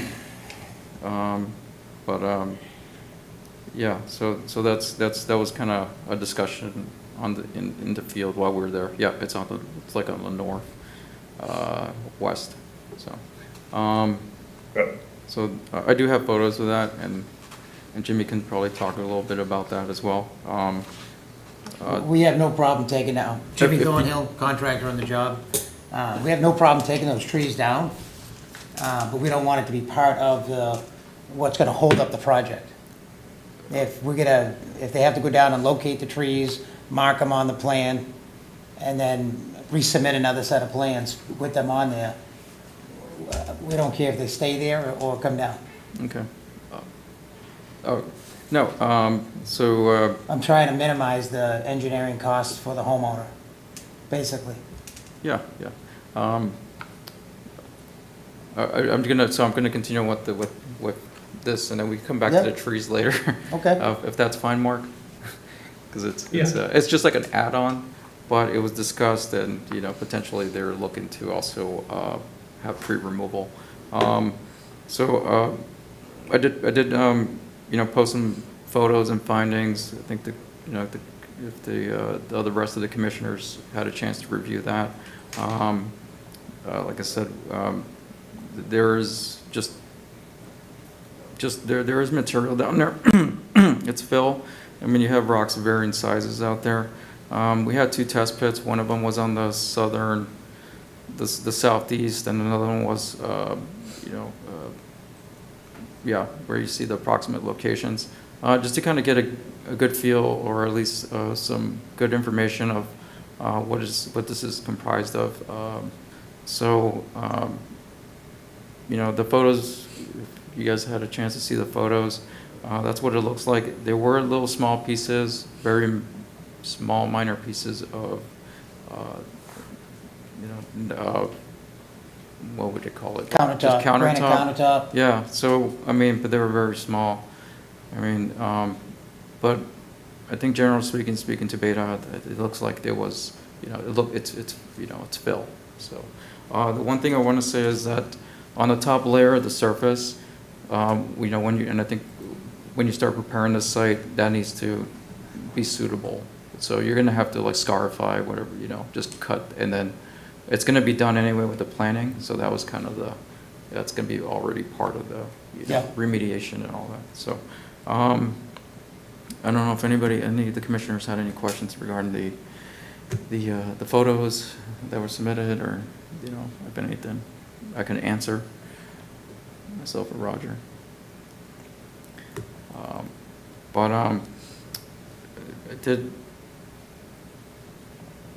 And I'm sorry, I didn't mean to take away, Brian, if you wanted to continue on. Oh, sure, yeah. Okay, yes, I guess you guys, I don't know if there's anything else on the plan that you want to talk about immediately, or if I can just resume the comment letter? Yep. Okay, sure. So this is, you can now see the proposed 3-to-1 slope, maintaining the toe of the slope instead of the top. Okay, moving on to W6. The applicant has provided a planting plan. However, the specific locations of species has not been provided. The planting plan should be updated to show the locations where specific species will be installed. Beta's response: all species proposed within jurisdiction aside from dwarf mugo pine are native species. It is recommended that the applicant use exclusively native species within the Conservation Commission's jurisdiction. In addition, plantings are not depicted within the area yet to be cleared. However, additional clearing would not be required if the lawn area is reduced in size. They again reference comment W4, where we maintain the toe instead of the top. And Beta defers to the Conservation Commission on the approval of the planting plan. So it sounds like, are you guys good not doing the dwarf mugo pine, right? We're trying to keep it. Yeah, we're all right. I don't think we've updated the plan. Oh no, we have. We scrubbed the dwarf mugo pine, and I believe we replaced it with the creeping juniper. Okay, perfect, great, thanks. And then you can see the green trees on the plant for planting locations. Okay, moving on to W7, migration of sediment from already performed work was observed within the buffer zone. Although no sediment has been discharged to the intermittent stream, it is recommended that the sediment be removed during site stabilization efforts to prevent further migration towards the stream. Beta's comment is further sedimentation into the property of 262 Daniels were reported by a neighbor and confirmed during a second site visit on 6/19/2025. Sediment was also observed in the east and the south side of the fill. Compost filter tubes on the west side of the fill were observed to be overtopped. I do think this is something that we did talk about a lot at the last meeting, to continue, erosion has exposed the fill contents of the sediment, large rocks and stones, ceramic pipe, brick and asphalt. Installation of additional erosion controls and removal of migrated sediments is still required. The commission may also elect to require that debris be removed from the fill / the fill be replaced as the general conditions set forth by Mass DEP on all orders of conditions prohibit debris-laden fill. We've already talked about the debris in the fill, via the test pits. As I mentioned, the second site visit where, further sedimentation was detected on 262 Daniels. That even as of last meeting had already been cleaned up. I'd gone out there the day of the meeting and taken some photos and seen that where there had been obviously some migration of sediment, and it was obviously shoveled and put back on the other side. And now, instead of an 8-inch compost socks, there's a 1 foot diameter compost sock on top of that 8-inch compost sock. So, I mean, Beta didn't say it was addressed, obviously, but I think with what we have here, I think we are addressing it. I guess I would leave that up to them to opine on. Well, I think, Louis, when you were out there, you looked at the erosion situation, right? Yes. Would you say it looked like it had been cleaned up and was being managed? The erosion socks, I mean, the socks were there, they extend all the way to where the, you know, where this, the slopes are. So it does have a, you know, they do have them in place. So for the most part, they're there. So, hopefully I'm answering the question, Mark. Okay, yep, thanks. I didn't mean to put you on the spot, but I thought you, No, I no said worries. eyeballed it when you were there. Yeah. Okay. Sure, I mean, if it would please the commission too, I do have some photos from, I think I showed them last time too, but I do have some photos. Yeah, we did look at those, yep. Okay. So then moving on to W8, Japanese knotweed was observed to be sprouting within the buffer zone, within the area disturbed by the unpermitted work. It is strongly recommended that these species be removed and that the site be monitored for continued growth, as the imported soil may have caused this issue. Beta defers to the commission on the requirement of long-term invasive species control plan. GNH responded, any and all invasive species within the existing and proposed fill work area shall be removed from prior to additional grading on the site. And now Beta's response to our response. The commission could consider requiring an invasive species control plan that documents the currently observed species and details proposed removal to ensure no further spread of invasive species occurs.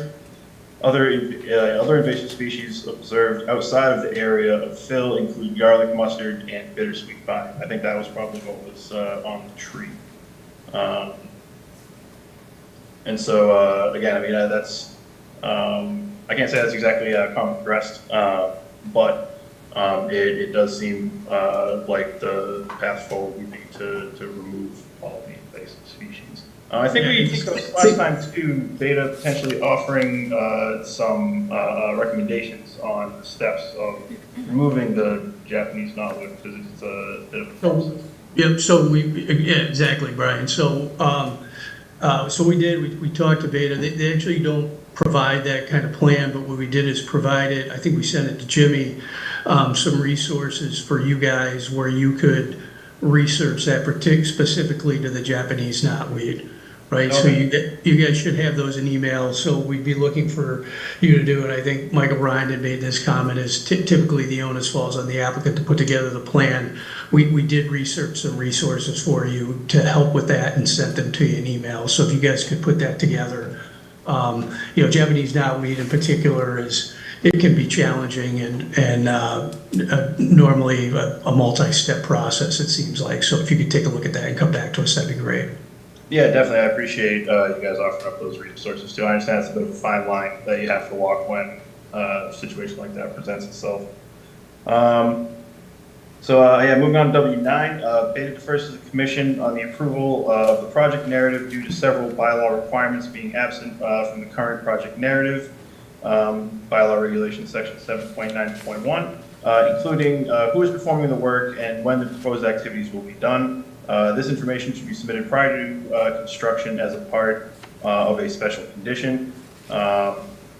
We responded, the contractor responsible for the work is James Thornhill. The proposed work will be accomplished as soon as allowed by the Conservation Commission. Beta's response was comments addressed.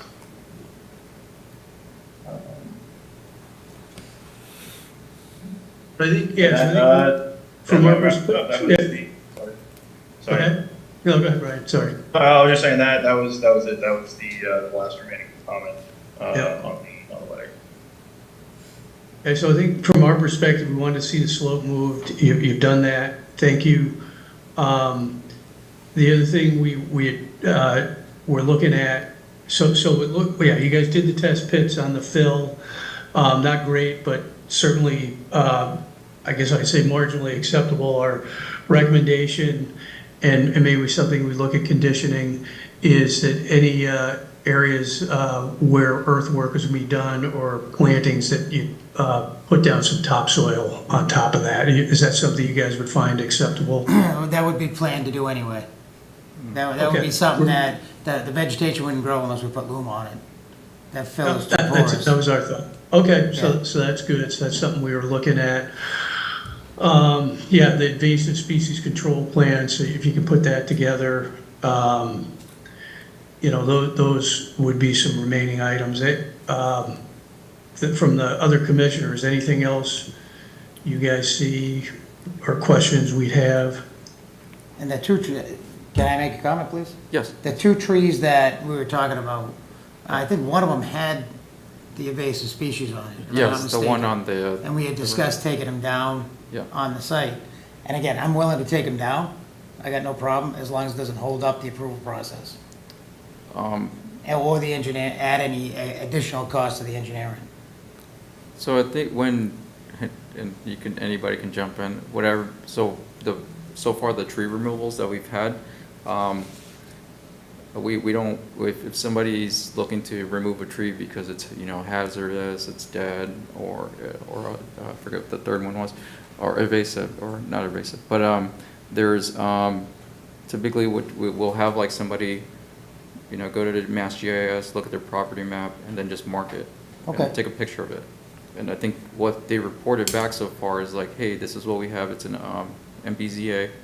And then really that's how we've typically handled those. And really that's, you know, because going through the. We could include it in the NOI, so we don't need a separate process. I mean, it shouldn't take much, just, Yeah. I assume that, Louis, the trees are jurisdictional in a buffer zone, is why we're talking about them? Yeah, I mean, if you can point them to where they're at. I took a picture of it, but I want to say they were. I could put them on the plan if you'd like. Yeah, Well, he can do it better with the That's cursor. all we're talking Yeah. about, just put it, mark you know, add them on the plan, and I think we're. I can show you where Yeah.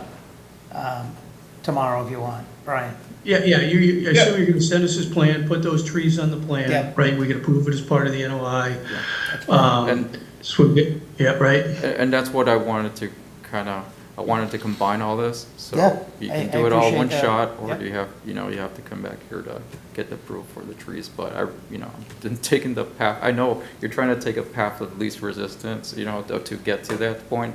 I'm also trying to kind of give you an option that, if you want to do it now, or you could also do it Like I later. said, we'll do it now. I'm more than happy to Yeah. take care of it, Yeah, because and- one of them is dead, could land on this gentleman's shed, and we don't want that. And the other one has something growing on it. Yeah. I don't know if it's the bittersweet or Yeah, uh, some yeah. other growing vine. And you pointed out, we saw, both me and Roger saw that. Yeah, I think you took pictures of it too, right? Yeah, I did, and I think if you guys see that, it's definitely, one of them's definitely gone, for sure. Yep. The other one's just being taken over. One thing I want to just comment is two things. When you start to rebuild and basically just reslope all that, and you're going to be putting in topsoil into it, don't reuse any of that fill. The stuff that you take out, just see if you can try your best not to reuse it, just because it's got some stuff growing on there. I think Beta commented that may be some things already planting, so.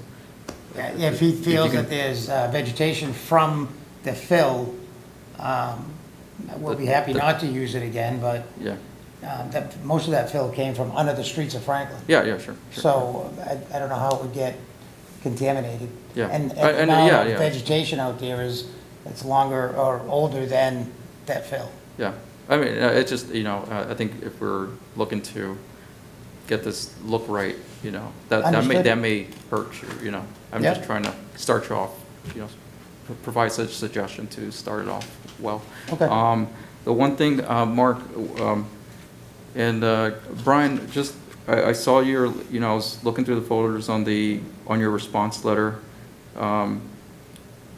and this is where I got confused. So Beta responded on June 27th. You have the letterhead itself is June 6th. I just want to make sure if that's a clerical error, or I'm just make sure that I'm not missing another response letter. So just to make sure that was the case. Yeah, I know, I got one, I do have one that's June 6th. Oh, that is Gary and Howland's response to, June 6th is Gary and Howland's response to Beta's first comment letter. And what I was just reading from was Beta's response to, I guess, our response. Yours, okay. June 27th, yeah. June 27th, okay. Yeah, Good. June 27th, 2025. Yeah, and I think just kind of following the, I was looking at all the comments and then just comparing it to the last set of drawings. Not this one here, which you added more to it, but, I see that all the comments were taken care of. It's mitigation comments W1, but it's really W5. I think Beta was looking at, just providing some of the historic piece to it, information. I don't know if that's been addressed. So really the, how does that all fit into, the plan? So I think that was my only comment was that, this wasn't really, it was acknowledged, but where we haven't had that narrative on that one. If I'm not I mistaken. think we have ever really firmly got a grip on what the entirety of the unpermitted work was, right? And if some of that was in the buffer, Brian, is there an opportunity to put some mitigation in place for what would have been unpermitted work in the buffer zones? There might be. I guess I want to be sensitive to what my client's been saying in terms of engineering costs and costs in general. But yeah, ultimately there could be some essentially buffer zone replication. I think within the 25 to 50 and potentially even the 50 to 100 as well. I think we are doing some of that already, given the native species that we're putting back in, the New England conservation seed mixes that we're prescribing for. We're calling for a New England conservation restoration mix for dry sites within the 50 to 100 foot buffer, and a New England conservation wildflower mix for the area between the 0 and, there's no area disturbed within the 25, but the 25 to 50. 25 to 50, right? You're not doing anything in the 25 foot, just the 25 to 50, right? Correct, right, yeah. Okay. How tough, so I guess, again, just being sensitive to cost and not over complexifying this, right? Do you have any idea of the square footage of work that was done and permit work that was done in the buffer zones? Yes. I believe that was on the very first plan that we submitted. Yeah. Okay. Yes. There you go. Zoom in right here, yeah. So about 344 square feet in the 25 to 50, 5,116 square feet in the 50 to 100. And then we have some cubic yard estimations, 22 cubic yards in the 20 to 50 and 1,206 cubic yards in the 50 to 100. Okay. And the bottom of the toe of this hill, or the pile of material, is what was maintained originally. The only area that we extended into the woods would be on the east side of the plan. If you bring your cursor over to the right, that section over there, the bottom section, that area right there is the only area that we extended beyond the tree line. Okay. The toe of the hill in the 25 to 50 foot zone was already maintained or mowed. So as far as mitigating goes, she's not going to use the hill at a 3-to-1 slope for anything. That's just going to end up becoming part of the wetland area or unused property. That's where you're doing the plantings, right? Correct. Right. On the slope is So- where the plantings will be. Everything on the flat section on, above in the white will become her new yard, more usable than what was before, but they did maintain 90%, 99% of what we filled in. I didn't go beyond the property's footprint of cleared area, with the exception of that right side. We took down Okay. 2 trees on that right side, and one of them, I believe he located on there, was about 95 feet from the wetland. And then the other one is buried somewhere. Okay. So as far as mitigating goes, or giving you guys back your wetlands, you're actually gaining more space or more unused area, or untreated, untouched than you had before. I don't know what the square footage is on that hill, 3 to 1, and the green. But all that Yeah. green now, that whole green area will be unused. Generally, area is unfriendly to being or getting disturbed because of, like he's saying, the nature of it, there's not much you can do on a 3-to-1 slope. Kids could sled on it, Okay. but she don't have kids. Yeah. All right, so, yeah, so we're looking for those elements we just discussed. You put the 2 trees on the plan, invasive species plan, right? Yep. And, hang on one sec. Getting pretty close here. Let me just go back to this. And I saw that the gray line, is that the gray line? Yes, that is, it'll be easier to show on the existing conditions, I think, sheet. But yeah, this is the approximate location of the stone drain. You know, about 3.5 feet wide, about 3 feet deep, crushed stone. And you see it collects the drainage from the driveway here so that it doesn't go onto the property and then comes down this way. Okay. Good, thank you.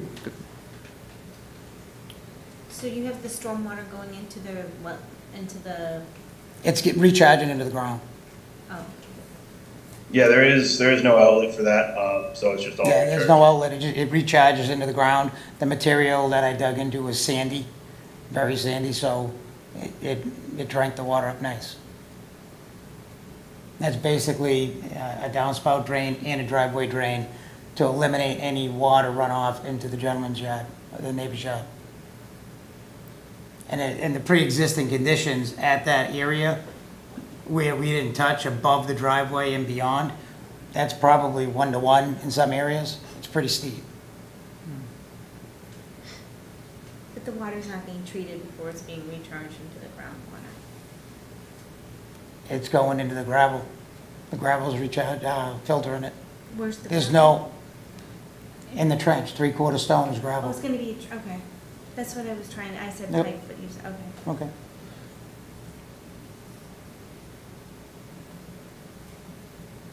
And then are you going to provide a maintenance plan for the invasive species removal? I'll work on that this week. You guys will have it probably right before the next meeting, so you can review it. Thank you. I'll do my research with the information they sent me, and we'll get something going.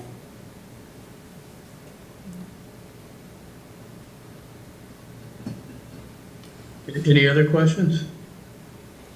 Anybody from the public in chambers or on Zoom? Yeah. I have someone, Mark. Steve Okay. Joannis, 262. I'm the butter to the west. I'm just reiterating the same thing. I just want to avoid runoff into my property. I don't know how to read the plans, not a civil engineer. So I'm assuming that it's all taken care of in the plans, but I rely on you because I don't know how to read them. That, like right now, the way that it stands, of course, you guys have seen the water does go in onto my side. The mitigation controls are there, and they prevent the bulk of it, but right now the water is going like under them. But I'm assuming that that'll all get squared away. So that's all. That's my only concern. Broken Yeah. record, third time. Yeah. Leonard, Jimmy, any comments on that? Yeah, when we get done grading it, yeah, I'll make sure that the water does not enter his yard. I'm concerned for that myself. I don't want to have any issues with the neighbors. I try to be a friendly contractor, not not a problem. So we'll make sure that when we get done grading and finishing the project, prior to putting any loom down, I'll make sure the water doesn't enter into his property at all. Okay. And that was part of why we put the stone The trench dry there. well in. You know, Right. that was thought before we even considered filling the backyard. And that was to, you know, accommodate his needs, long before any of this started. Okay.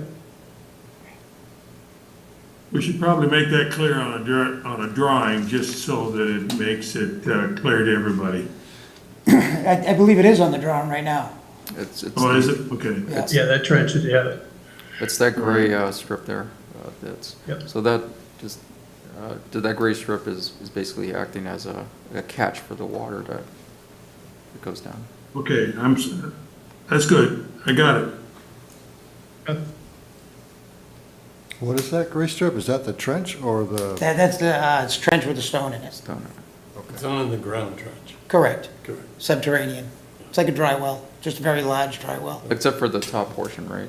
Yeah, the top portion's portion's exposed right exposed. now, but my intent is to put filter fabric over it a little bit so that we can get some grass growing to prevent any overflow. It'll capture anything and force it into the stone. And if you guys prefer it to stay open, I don't think she has a problem with that either. I'm gonna defer to Brian, who's, you know, who's designing this, so. All right? Yeah, I think open would probably be best. Yeah, no problem. Yeah, just to maintain, I mean, the honest truth, the best would be to filter fabric over the top of it and then leave that uncovered, but I can appreciate how that would be a bit unsightly. Well, we can put filter fabric on it and then put some more stone on top of it so that we can maintain the filter yeah. fabric. That's not an issue. Yeah. Yep, that sounds good. That would, I think that would be the best option. Done? Yeah. So basically, we're ready to approve this with the exception of the invasive species and the couple trees being put on there, if I'm understanding this correctly. Yeah, that's what we'd like to see. We'll put together, I mean, and any other commissioners have any other questions or issues, you know, let's bring them up now. Anything we need to condition. So potentially, you know, if you guys can get all that together, we'll need to see that and we'll condition it in. But that would be, I think, where we're looking at. We'll have it for the next meeting. If you can get that in on time, we can do it next meeting. Excellent. Yeah. Thank you very much. Next Thursday. Yeah. Any other questions or issues? If not, who we up to? Nicole, you want to give us a continuation of 260 Daniel Street to August 7th? I think we're at 7:04 for that. Yeah, I give you a continuance of 260 Daniel Street for August 7th at 7:04. Yep. Second. Vote to continue. Vote to continue. Continue? Continue. Continue? Continue. Mark. Let's continue and hopefully we get it wrapped up next meeting, guys. Get us that info. Appreciate it. I'll talk to you in the beginning of the week, Brian. Okay. All right, sounds Thank good. you. Appreciate your Thank time, you, guys. guys. Thank you. Thank you. All right, next we have the ANRAD for 731 King Street. Would anybody hear from 731 King? Paul DeSimone with Colonial Engineering.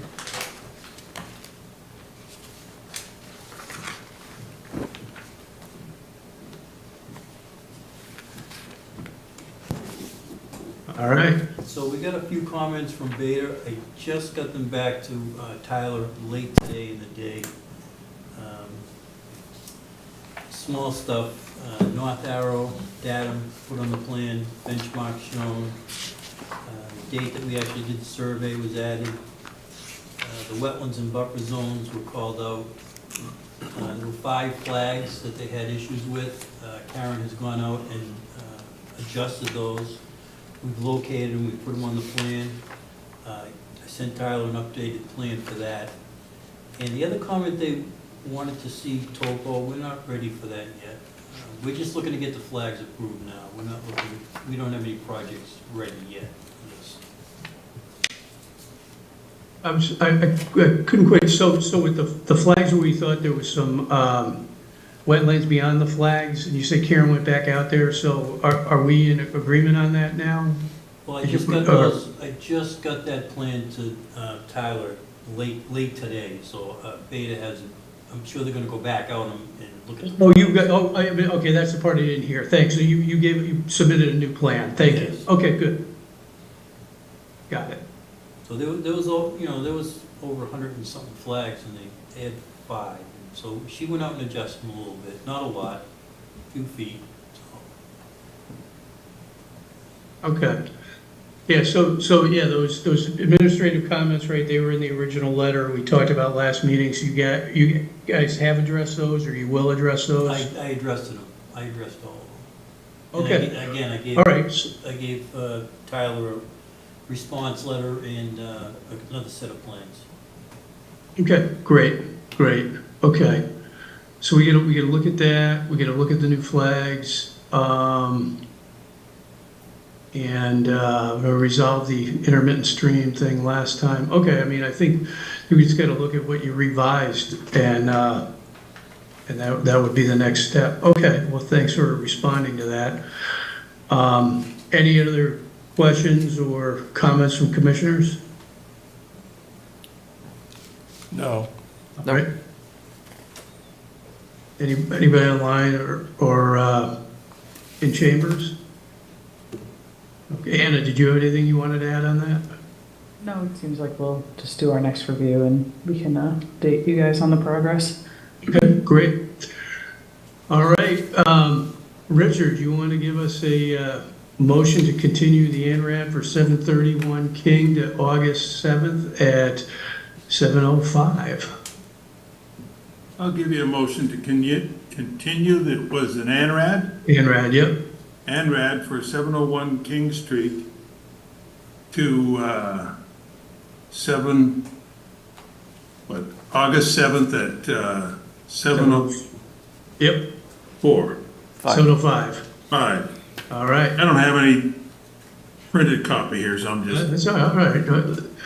All right, second that? Second. All right, vote to continue? Vote to continue. Vote to continue. Continue? Continue. Continue?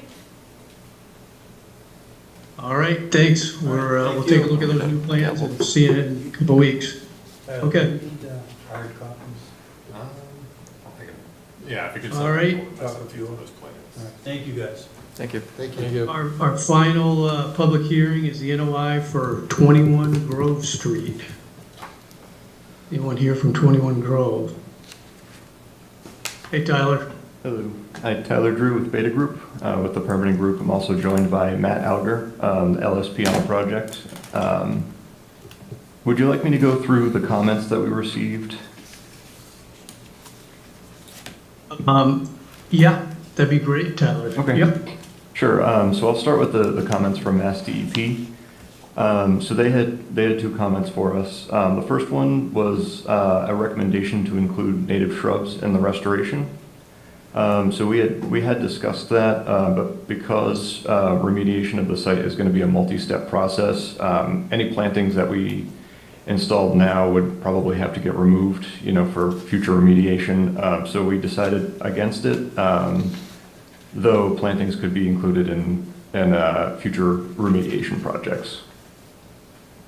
So our second comment was the recommendation to provide an invasive species removal plan due to the extensive knotweed stands growing on the site. So we did prepare an invasive species control plan. The goal of the plan is just to control the invasive species in the work area. It's not intended to eradicate the knotweed. It's just to control, the spread. And that's a similar case just because there is going to be future remediation. So it wouldn't be feasible to do it at this step. You've got a invasive species management plan for the current workspace. Correct. Yep, okay, great. Are there any other questions on the DEP comments before we move on? No. Okay. I know, any of the other commissioners, I didn't, so, anybody? Okay. I think we're good to. Okay. So at the last hearing, we discussed soil contamination in the ground being disturbed. So we did, Matt prepared a contamination summary of some of the investigations that were done on the site. It's likely that contaminants would be encountered in the soil, although primarily it's going to be bound to the soil. So the erosion controls and sedimentation controls that we proposed are really what's going to be containing that within the work area. Unfortunately, it's unavoidable because of the demolition. But that being said,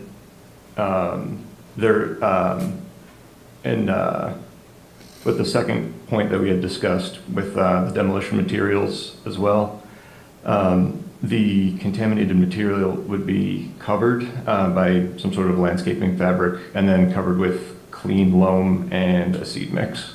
So we'd also discussed reusing the demolition materials. I know that was something that we discussed for quite a while.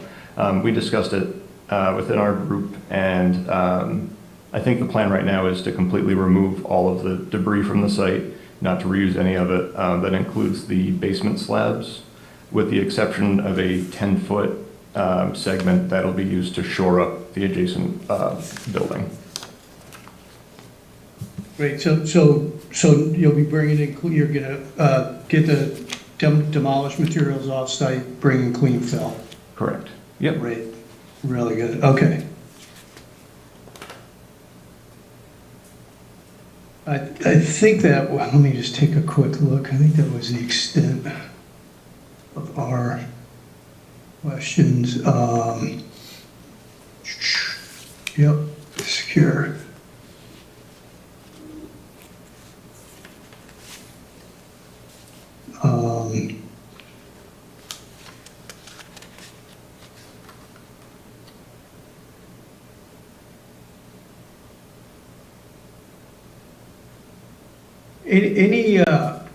Just curious, I think we talked about this last time, any guesstimate on when the tunnel would be addressed? That I'm not sure about. I don't know if Amy wants to. Yes. I'm sorry, I'm right here, if you don't mind. Thank you. The tunnel will be addressed until after the building comes down. And so the EPA, we got the $500,000 grant from the EPA.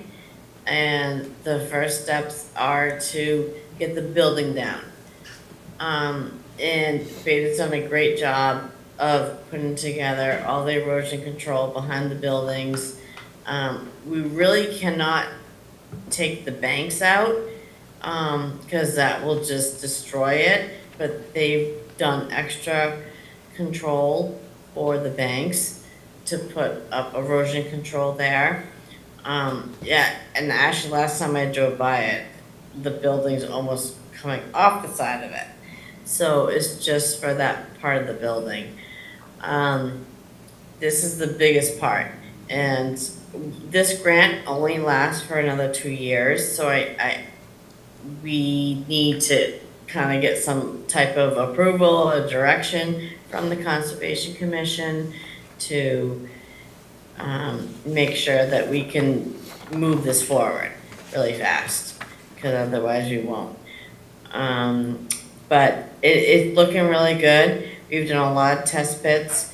Once the building comes down, we're going to do test pits within the building, underneath the building.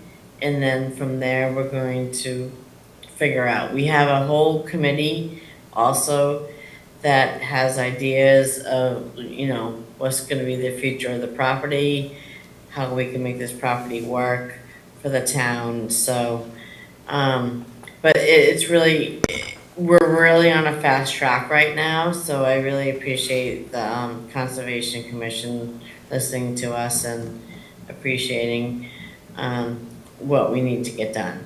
So thank you. Thanks, Amy. Any questions, comments from other commissioners? I have a lot of questions. So this project goes back many years, and for us to have to rush this through because it has to be approved in 2 years before the funding is gone is, I'm sorry, quite ridiculous when we just were given this project. That's the first thing. And then the second thing, there's a lot of information that the whole thing is just a mess. I don't know if anybody, do you have chemists on the, Amy, on this panel to discuss what's going on with the soil?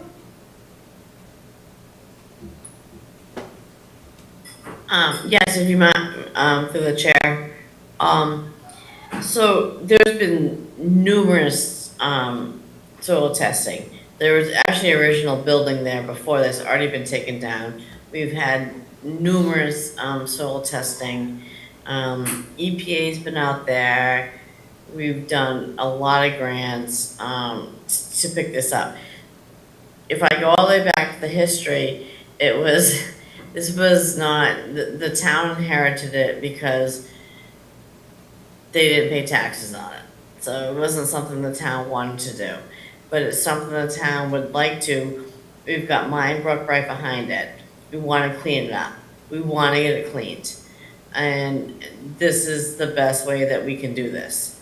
There are going to be contaminants. The best thing we can do is continue to work with EPA and get this cleaned up.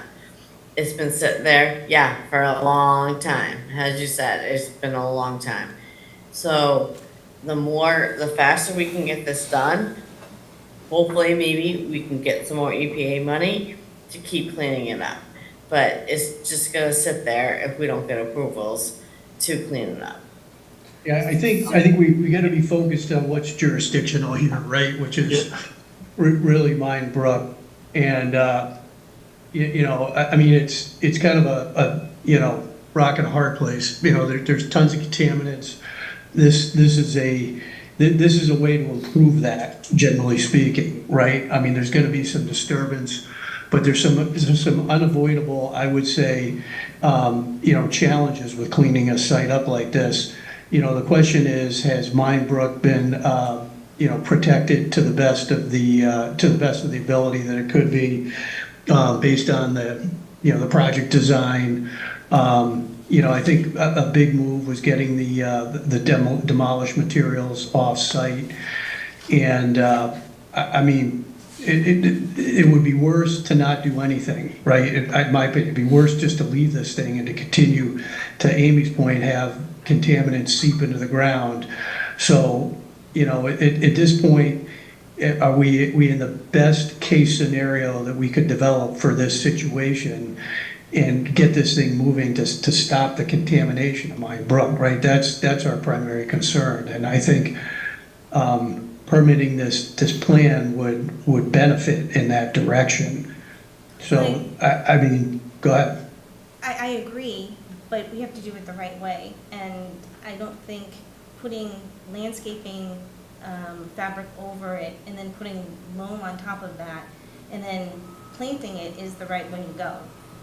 They were saying back in 2010 that they already had VOCs in the bedrock. So is there has that been inspected? Has the soil been tested again? Because the soils was tested back in 2012 was, I think, the last time work really had been done. I work in chemistry myself. I'm not a chemist, but I work with a lot of the chemicals that are on this site. And I'm telling you right now, we can't just throw landscaping fiber over it and then I don't think that's the right way to go. We could do phyto remediation. There's a lot of things that we could do than just covering it up. But is that something that we're supposed to be doing? No, it's not what we're supposed to be doing. We're supposed to be mitigating. Just looking at that conservation. I'm sorry, if I don't mind through the chair, is that okay, Mark? What was the question, Amy? Go ahead. Was your No, question? I was just trying to answer, I'm happy to have, you answer that. Yeah, that's what you're asking, yeah, yes. this is actually like I've kind of taken over from Brian. This has like been my baby to take care of this. So there's been a lot of testing. We did testing back in 2023, 2024. The soils it was a jewelry factory. We all know that. It took us a long time to try to, get the EPA money to fix this site. And I think that we're going in the right direction. As far as conservation goes, you're really only looking at putting up the erosion control. It's not about, we're not putting soil, or we're not putting anything down in the front, if you see it, like we have DPW trying to mow the lawn. And so I think that, like, that's not part of this. The part of it is to just approve the back where the river is. I do want to refer through the chair, Mark, thank you. Matt Alger has his hand up. He's our beta that have hired him to, who's been doing all the work for this. Matt, go ahead. Thank you, Amy.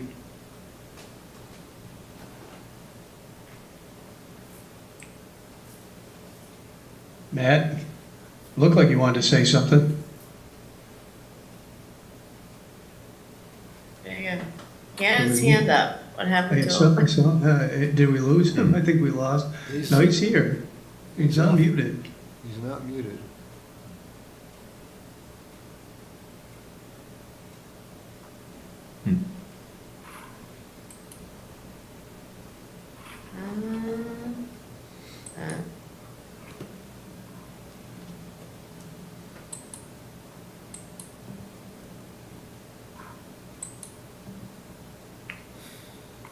Can we hear you, Matt? Matt's muted.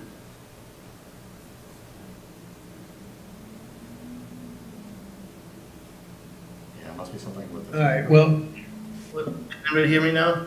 yeah, oh, great. All right, Matt, we got you. Oh, sorry about that. I've been trying to jump in for a while now. I apologize. I wasn't on mute really, but there was something going on, so I apologize. Yeah, so my name is Matt Alger, and I'm an LSP, and I'm working with Amy on this project, and I'll be overseeing the demolition of this building and working with Tyler on the erosion controls and everything. But I just want to take a step back and say that this notice of intent is simply step one. It's just phase one of a much larger project, and this is just to take away the materials that are collapsed. And there's a little bit of more demolition that's needed just to remove those materials from the property. We're not doing any of the cleanup at this point. That's still down the road. So the solution to the problem is not just capping it with some soil and loam and seed. That's just a temporary measure so that we can come back and assess the soil that's beneath the building, and then make a determination as to how much soil needs to be removed, or if there are injections that need to be done. We're going to install additional monitoring wells to test the groundwater. So there's a lot more work that needs to be done on the property in this area on the western side near Mine Brook. But this is just literally the most basic step one, is just getting the rubble off of the area and securing it. So that's all that we're doing under this, right now, currently under this funding that Amy was speaking of. If there's more money left over, the town will make a decision as to how they want to proceed with the assessment of that soil. So I think that's an important point to take in. It's just, we're literally not testing soil. It's planned for the future. The other work that has been done was on the eastern part of the property, closer to Grove Street. So this is just kind of a new area that we want to assess. We just need that building out of the way, the rubble. So that's where that stands. We just want to, hire a demo contractor and get that out of there and secure it. straightforward. And then, then after that, there'll be an additional, I don't know how far down the road it is, but we'll come back before the commission and propose sampling locations and additional remediation and so forth. So I don't think it's not as complicated, in this first step as it might have seemed initially. So this is kind of like we'll say phase 2, because there was already a phase 1 prior to this. Yeah, there was a much larger building on the eastern portion of the property, and they demolished that. They dug out a lot of soil. So they remediated part of it. They installed multiple groundwater monitoring wells, and that's where they stopped to this point. And so we want to expand that assessment by accessing the western portion of the property, installing some more groundwater monitoring wells, and see where we're at. And that's it for now. I'm sorry. Yeah. Was the first building the one that had the lead paint, or is it this building? This building has asbestos in it. Okay, it doesn't, okay. Yeah, and it's limited. It's limited to window sealants, a limited amount of floor tile, and the roof of that building had asbestos in it. So the idea would be to have the contractor remove all of that demolition material as asbestos-containing material. They are allowed to segregate some of the concrete and steel because that does not contain asbestos, and they could dispose of that in a different manner. One idea was to crush up the concrete and save it for future use as possible fill, just as gravel. But we've gone back on that idea in talking with the planning department and comments from the Conservation Commission. We think that sure, we can just get rid of everything off-site, but that would involve the need to put back clean fill on top of the area for now. Okay, thank you. Great, thank you, Matt. Yep. Any other questions from the commission? Go ahead, Richard. So our basic thoughts here are that we want to protect the brook with appropriate siltation protection, and any possible harm to associated wetlands here. The contaminants and everything in there are further down the road and will be addressed to some other time when they get the funding to do so. That's right. Is that kind of it? Yep. That's right. We don't even know for sure if there is contamination beneath it. The soil might look cleaner on this side of the property than on the other side. You won't know until you fully test it. That's right.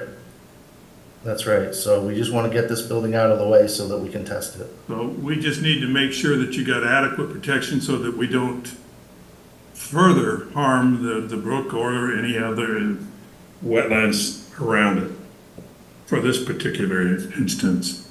Exactly. I got it. Any other questions from commissioners? Amy, you mentioned that you're working with a committee on this? Yes, I am through the chair. So part of the EPA grant requires you to pull in a committee. So we have some local people, and we have like the town engineer, myself, conservation, and we meet every few months just to discuss ideas, where would this go, where we're at. They review the APCA, they review the community plan. So if any of the commissioners want to learn anything, under the website, under Department of Community and Planning, there you'll see at the very top on the left-hand side says Brownfields. If you go on there, you'll see all the documents, all the soil testing, the APCA, and this is a lot of stuff. Some of the stuff is EPA requires that. I meet with our EPA rep every other month to discuss where we're at. So there's a lot of information out there for anyone that it's all public information. And if anyone wants to join the committee, you're more than welcome to join the committee too. Just reach out to me. It's an open committee. We don't meet that much. Typically try to do it every few months, normally during the day. So if we're welcome to anyone joining us, so please let me know. That's what I was gonna suggest, is perhaps somebody from the Conservation Committee would wanna attend some of these meetings. That's great. So Brika Lai is part of it. Obviously, she's been out having a baby. But if anyone else, I can take it, even if Brika Lai is on it, another commissioner can join it as well. That's great. Thank you. More the merrier. Thanks, Amy. That's a good idea. So, All right, any other questions or comments? so I do, so I'm flipping through the, you know, the information here. The beta the report here, I'm looking at the two photos here, photo 1, photo 2. Really, I'll probably take a look at this site just to kind of get a sense of what it looks like. But on photo 2, it says view of abandoned building. Is there a way to pull that up? I'm not sure if, just to kind of get a sense of the how close to the drop off is to this to the waterway there. And I guess really is just kind of, you know, food for thought when it comes to how you're looking at demoing, you know, just if there's a, you know, you talked about phases, you know, this is going to be the first phase. You know, looking at the drawing itself here from you guys, and really just, it shows just proposed turbidity curtain at the location, and then you got some compost filter tubes and filtration fencing. You know, some of the stuff is really close to the edge. So I guess my question would be, is that sufficient to have in place, given that it's really close to the drop off? And if you're looking to, you know, how would you propose demoing this if you were to put it together to minimize anything going, you know, into the edge there? Was I able to successfully share my screen? Yes, with the yes, photos? we see Okay. it. Yeah, if you want to zoom Okay. in on the last photo there, I think it's photo. I think it's 4 on that one. It's 4 on that one. Yeah, you had it up there. Yeah, photo 4, so, you know, and I'll defer to Tyler after I show you this photo, but this is the rear side of the building, the older building. Yep. This was a garage addition that was put on in the 1940s. This is a paved driveway, basically. Yep. But this is the brook right here. I mean, this is the knotweed, this is the bank right here. It's, was that 10, 12, 15 feet? And then behind this garage is a little closer, but I can let Tyler speak more to the controls in that area. Yeah, so, yeah, I understand the issue here, and it's kind of unavoidable just because of how close the building was built to the brook. But that was the idea, is to use erosion controls on the bank itself, and then the turbidity curtain as an extra measure if anything happens to spill over. As to the actual means and methods, you know, that the contractor uses to remove the building, I can't really speak to that. But, you know, we provided, you know, redundancy there just to keep debris out of the stream. Yeah, I think that's. There's really only so much you can do. You have a limited amount of space to work with. So they put up their turbidity curtain, they put up their erosion controls, and it's right next to the building. I don't know what else you do.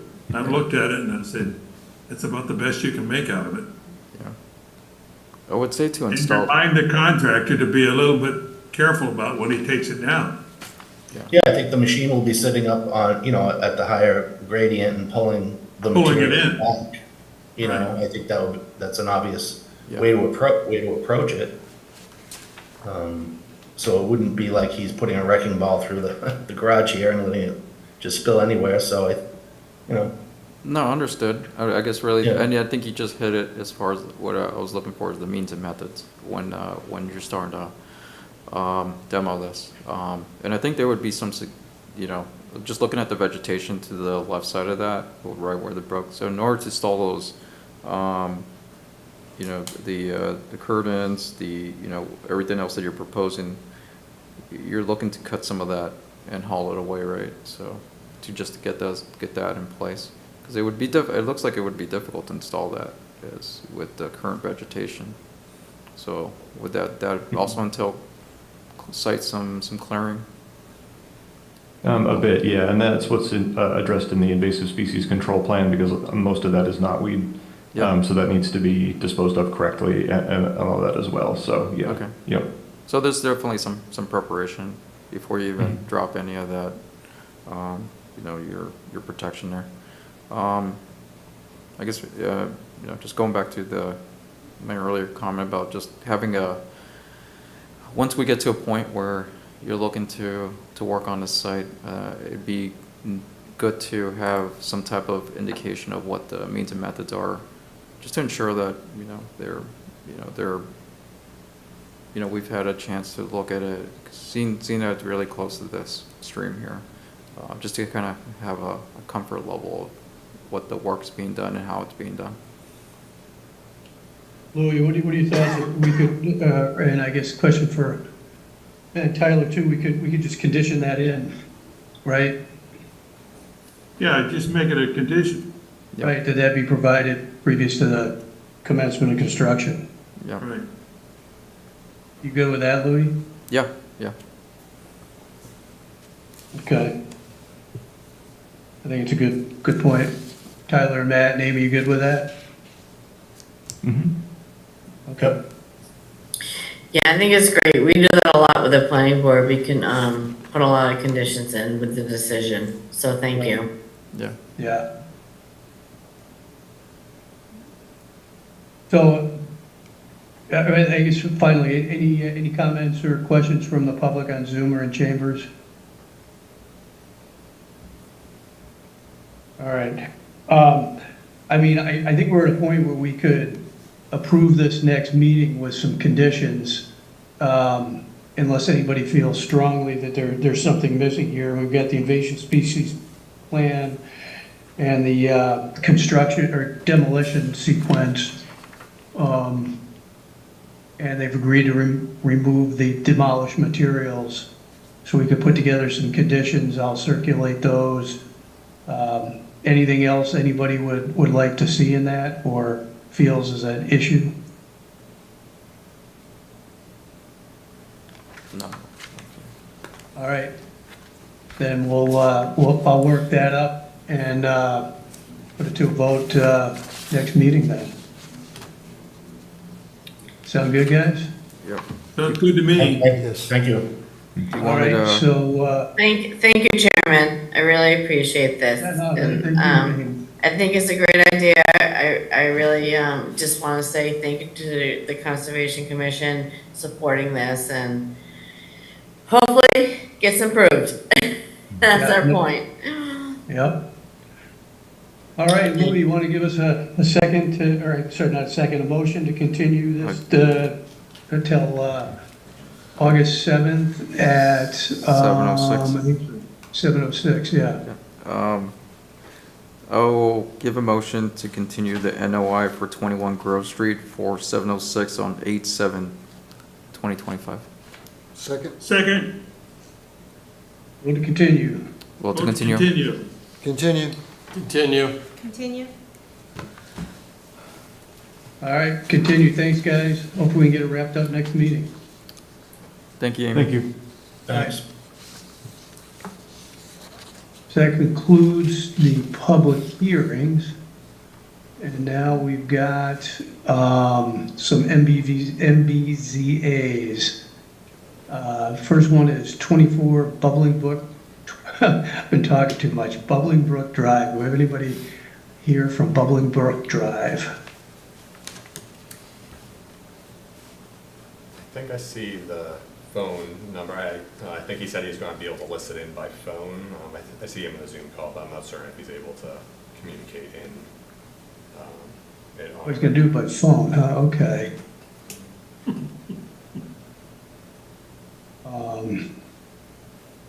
So he may at least be listening in.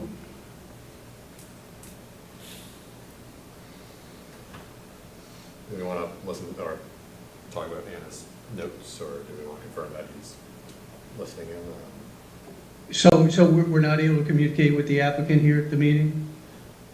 Yeah, I think he said he had to travel somewhere, so, but he was going to listen in, so Oh, okay, so they're not available, okay. Yeah, so Anna, would you mind just reviewing the notes real quick? We've got them here in the report. Yep, so, site work that occurred here appears to be the removal of 4 trees, and some undergrowth vegetation, including mostly, the invasive species bittersweet. It all occurred generally within the 100-foot buffer zone to the wetland on site. I have some pictures I can share.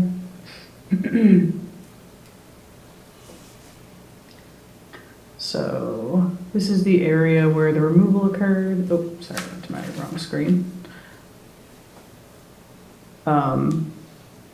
Here's the wetland area. So that cornfield you saw in the previous picture right here is over here. So the wetland generally starts somewhere in this general vicinity. So a lot of this work was in the 100-foot. This is all, the area where the trees were removed. And there is some herbaceous species coming in, pokeweed, some more bittersweets coming in. Yeah, and so all the trees that were removed, the stumps were left in place. So there was no earth disturbing work. And then there also was some brush that was observed in the wetland between the property and the SNETT trail, which I have a picture of right here.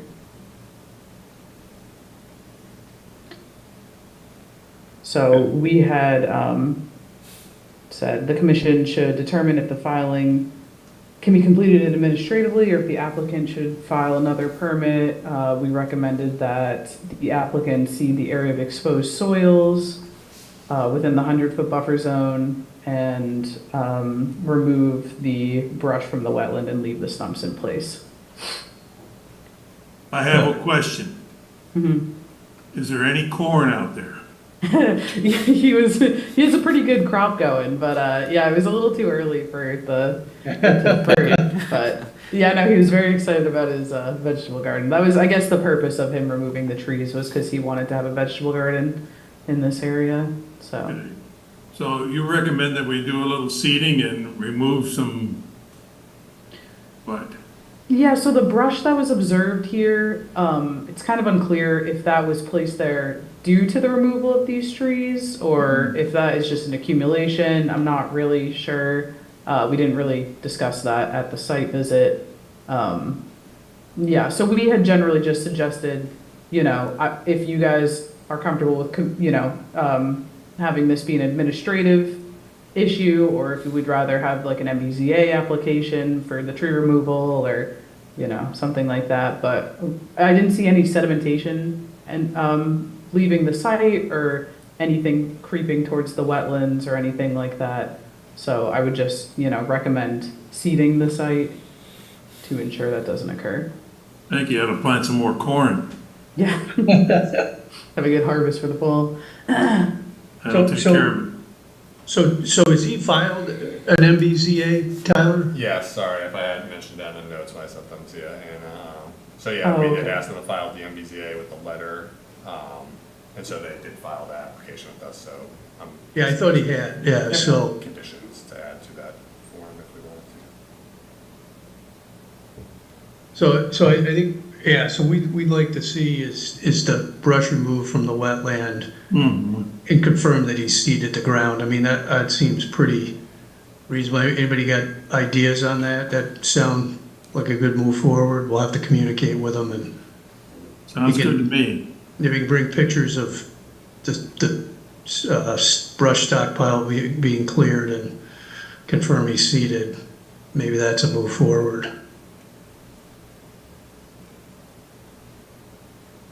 Anybody disagree? Everybody good with that? No, that sounds like the best, you know, action Yeah, I agree moving with Roger. forward. Sounds like the best idea. Yeah, Okay. I'm fine with that call. Okay, all right, so Tyler, are you good sending an email to these guys? Yeah, I'm gonna email him with this. Is it gonna be a special seed mixture that he's putting down, or? You get a recommendation, Anna, does it matter?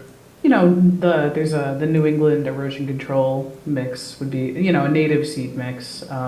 I could look into that and send you guys maybe a recommendation tomorrow. That'd be if awesome. that works. Yeah, Right, we yeah. usually recommend the New England erosion control mix. I think it's a good idea, Roger. Yeah, I think that's worth. Mhm. Yeah, it'd be better than just grass. I mean, it's kind of deep in the woods anyway, so he probably needs Grass something. yeah. Grass can grow real well, so that's a good Yeah. call out, Roger. Okay. All right. So Okay. you'll get us that, we'll send that Yep. over, and if he can send us some pictures, then we'll be taking a vote on that. Okay, good. All right, so that's Bubbling Brook. Then we have Um, 381 Prospect Street, I believe is the next one. Yep. Next few pages. Yeah, he's up. He's coming up now. Okay, so we've got,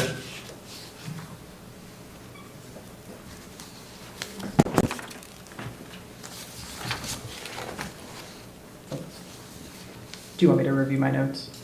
sure. Okay, so yeah, you know, there was some vegetation removal and a little bit of earthwork. So the pictures, and I believe there was an MDZA that was also filed Yep. for this. Yeah. So the previous pictures, you know, there was more of a soil stockpile in this area, but that was removed. But the area, when I was there, is still exposed soils in this area. But I didn't see any migration of the sediment going closer to the wetland resource area. So we had recommended the commission could consider having the applicant seed the area of exposed soil. We also recommended the applicant should inform the commission whether a project is proposed to determine if a permit or application is required for this work. So if they're intending to do any further work, obviously, something would have to be filed with the commission. So I think he was coming in, right, Tyler, or Yeah. gonna be online? Yeah, if you want to introduce yourself. All right, so Okay. my name's Rudy. I'm from Bellingham. I'm a college student and I also do landscaping and excavation. So for this project, the client just asked me they wanted to do like 10 feet of stone coming off the road and then about like 6 feet of mulch. And they just wanted it for looks, just appearance, because the neighbor did similar. So they wanted to copy. I didn't realize that it was wetland right next to it, because I do that I take care of that property and then the property on the other side of the wetland. I didn't realize that it was wetland. I thought it was just, they just didn't build there for some reason. So the project from up until yesterday was pretty much completed. I know now he asked me, he wants to extend his mulch bed out further into his yard, and then he wanted to do some plantings too. But I don't really want to have any issues, so if there's something more that I need to do regarding this, I'm more than happy to do it. So I think our request here would be to seed that, right? I mean, looks like the gravel berm that you installed, it ended anyway. So if you could seed that area, and that would stabilize that. So, right, our concern, Rudy, is erosion of that dirt into the wetlands next to it. So we're just looking to stabilize it by having it seeded. Okay, would you want me to, because I might have to, he might want me to bring in some more stone just to kind of shape it off. So is it fine if I shape it off and then seed from, I think in the picture you can kind of see there's some black weed preventer that we put there. So kind of from where that is, just run a straight edge just for the appearance, and then I can see the rest of it. I don't see an issue with that. Okay. Even up the surface there, yeah. Make it- Yeah, you're just creating a straight line, so the gravel ends at a straight line. Yeah. Yeah, do that, yeah. And we typically like to see, I don't know if you heard the previous conversation, you know, a native New England seed mix Okay. right there would be great. That'll provide you a little better stabilization than just grass seed. And, you know, given, you know, given that location, grass is probably gonna burn and die anyway. Yeah. So, yeah, if you get a native New England seed mix, yeah, finish off the gravel, unless anybody has an issue with that, and, you know, let's just seed that up. And that would conclude the work there, right? So the additional work you were talking about in plantings, where would that be along that same side of the yard there? So the plantings would be in, kind of in front of the house into that mulch bed, so along the street side, roughly like 15 feet back from the road. Okay, all right, so you're not doing anything else along the wetlands there? No, not at Okay. Okay. And then where could I get some native New England seed mix? Do you know anywhere that sources that? Hannah could tell you. Yeah, I can, tomorrow when I send along the seed mix for the other site, I can recommend a few places to buy it. Okay, thank you. And we can, yeah.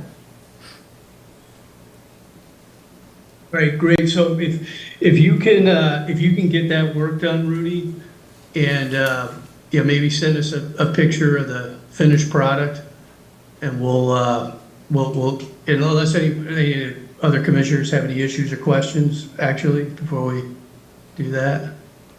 That sound good to everybody? As we move forward, we'll have them complete that, send us a picture, and then we can, I would think, approve the MBZA once we see that's done. Is everybody good with that? I'm good. I'm good. Yes. Okay. Okay. Do you have like a deadline of when you would like that done by? Just because I do this part-time, so I also have an internship in Boston, so I'm like really tight on time right now, especially with when I can get material. So do you have What are like you thinking, Rudy? What would, can you give us an estimate here? Probably 2 weeks, 2 weeks out. I think that's, yeah. Our next meeting's on August 7th. You know, 2 weeks from today. If you can get it done before then, we can approve it then. If you Okay. need more time, let us know, but Okay. that'd be convenient for everybody if we could wrap it up by then, if Yeah. that's workable. Yeah, But we understand. I'll do my best. Do the best you can. My internship Yeah. ends, I believe, August 8th. So then from then on, I'm doing landscaping and excavation full-time until I go back to school. So I can do my best to get it done before. Yeah, just December. try and get it done, and if you can, if you just do us a favor, shoot us a note and let us know, right? Just so we're in communication. We'll work with you All on right, it. sounds great. Thank you very much. All right, hey, thank you for coming in and working with us, and appreciate it. No problem. Thank you. Yeah, thanks. Okay. Have a great night. You too. All right. So then we've got 16 Hemlock Lane, right? Or an MBZA. Do we have anybody here from Hemlock Lane? Yes, I'm John Bernier, the homeowner. Oh, how you doing? I'm good. So we had an NOI approved earlier this year, and as we're getting closer to the work on the house, the contractor is concerned about 2 of the trees. I was originally going to prune them, so I had a tree company come take a look so they could give me an estimate, and he's concerned about them leaning towards where we're doing the work. So I included some of the pictures of the 2 trees that we're looking to take down. So the only question I had, and I don't know if you can answer this, do you know how he plans to get at those trees to remove them? I'm not sure. It's Sharon Tree in Bellingham. I can certainly ask. Is he gonna use a crane or drive in with a, no? He wouldn't drive on the lot, no. Oh, so he's gonna use a crane. Well, you oughta confirm that so that we could, Okay. it would be, Yeah, our concern would be if heavy equipment ends up driving in the buffer zones of the wetlands. That's the punchline where we're getting at, right? So, Yes, he could go from the driveway side. It's like a shot over there if you with the crane. Because I mentioned, we don't want anything on like grass because of, everything that we had to go through to get the NOI approved. yeah, okay. That's good. All right. Yeah. So we're aligned on that. All right. Any other questions from the commission on that? No. I'm good. Just, Okay. we're Go ahead, Lou. we're keeping the stumps there? Yes, he mentioned that Yeah. would be, likely the condition is to keep this on. Okay. Yes. Yep. Figured, okay. Okay. Good catch, Louis. Thank you. All right, so based on that, we'll take a vote on, give a motion to approve the MBZA for 16 Hemlock. Michael, you're up. I'll give you a motion to approve the MBZA for 16 Hemlock Lane. Second. Vote to approve. Vote to approve. Approve? Approve. Approve? Vote to approve. All right, approved. So yeah, if you can, John, just make sure he keeps the equipment, I think you want to anyway, on the Yeah. driveway and leave Yeah. the stumps. That's what we'd be looking for. So appreciate you coming in and talking through it with us. Thank you. Excellent. Thank you, the commission. Okay. All right, so that's it for MBZA's. And I think, did you have one more site visit? Well, I went to the 25 Forge Parkway for the potential COC request, but I don't Right. think, do you want me to review my notes for that? Actually, I'm sorry, go, somebody else? Sorry, I was gonna say, Mark, it's Tyler. I was gonna say, right after she did the visit, they asked to move it or asked to discuss it on, or they asked to have the review on the August 7th meeting, so. Oh, that's right. Thank you. Yeah, so Anna, we'll hold on that Okay. till they're in. Thank you. Thanks, Tyler. Good catch. All right, so we've got, a, opportunity to extend the enforcement on 305 Union Street.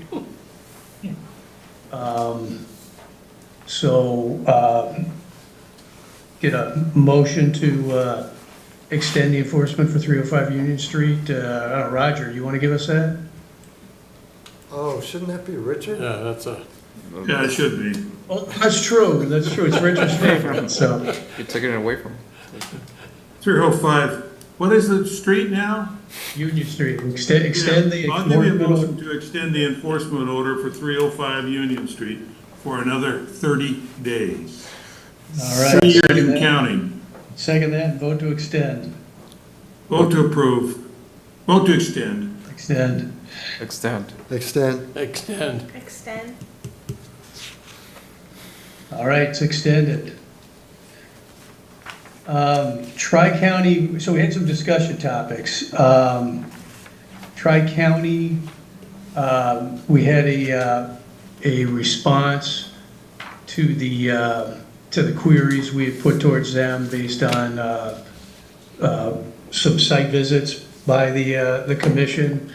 I kind of liked, we had a suggestion, I bounced it off of John. His suggestion was we have them come in and review the findings for us, talk it through, and then organize a follow-up site visit, which I like that idea. So if you guys are good with that, Tyler, let's see if we can invite them in as part of the discussion on either August 7th or the 14th. Give them some time. That makes sense to everybody? Are you interested in that? I think that was okay. I think we get them in here and then we can pick their brain or see what they have to say. I mean, the good thing is they responded. They responded quickly. They responded to the concerns. So, but it'd be good to talk it through and then, we see better results. So I think that's a good move forward. Okay. Louise Drive Extension. Tyler, I always draw a mental blank on that. Was that A COC, is that what that is? OOC, they had, I believe, a planting plan that they need the commission to review and need the commission's approval before they can move forward. Oh, that's right, that's right, that's right. I think I see Kevin here. I'd seen an email from him saying he had some car trouble, but it seems like he's made it to the meeting, if I'm understanding correctly. Yes, this is Kevin Demers from Dupree Engineering. Thank goodness I'm on late because I did have car trouble and got home at 8 o'clock, so I'm glad to be here tonight. We had a order of conditions number 19. I'll share that if I can. Let's see.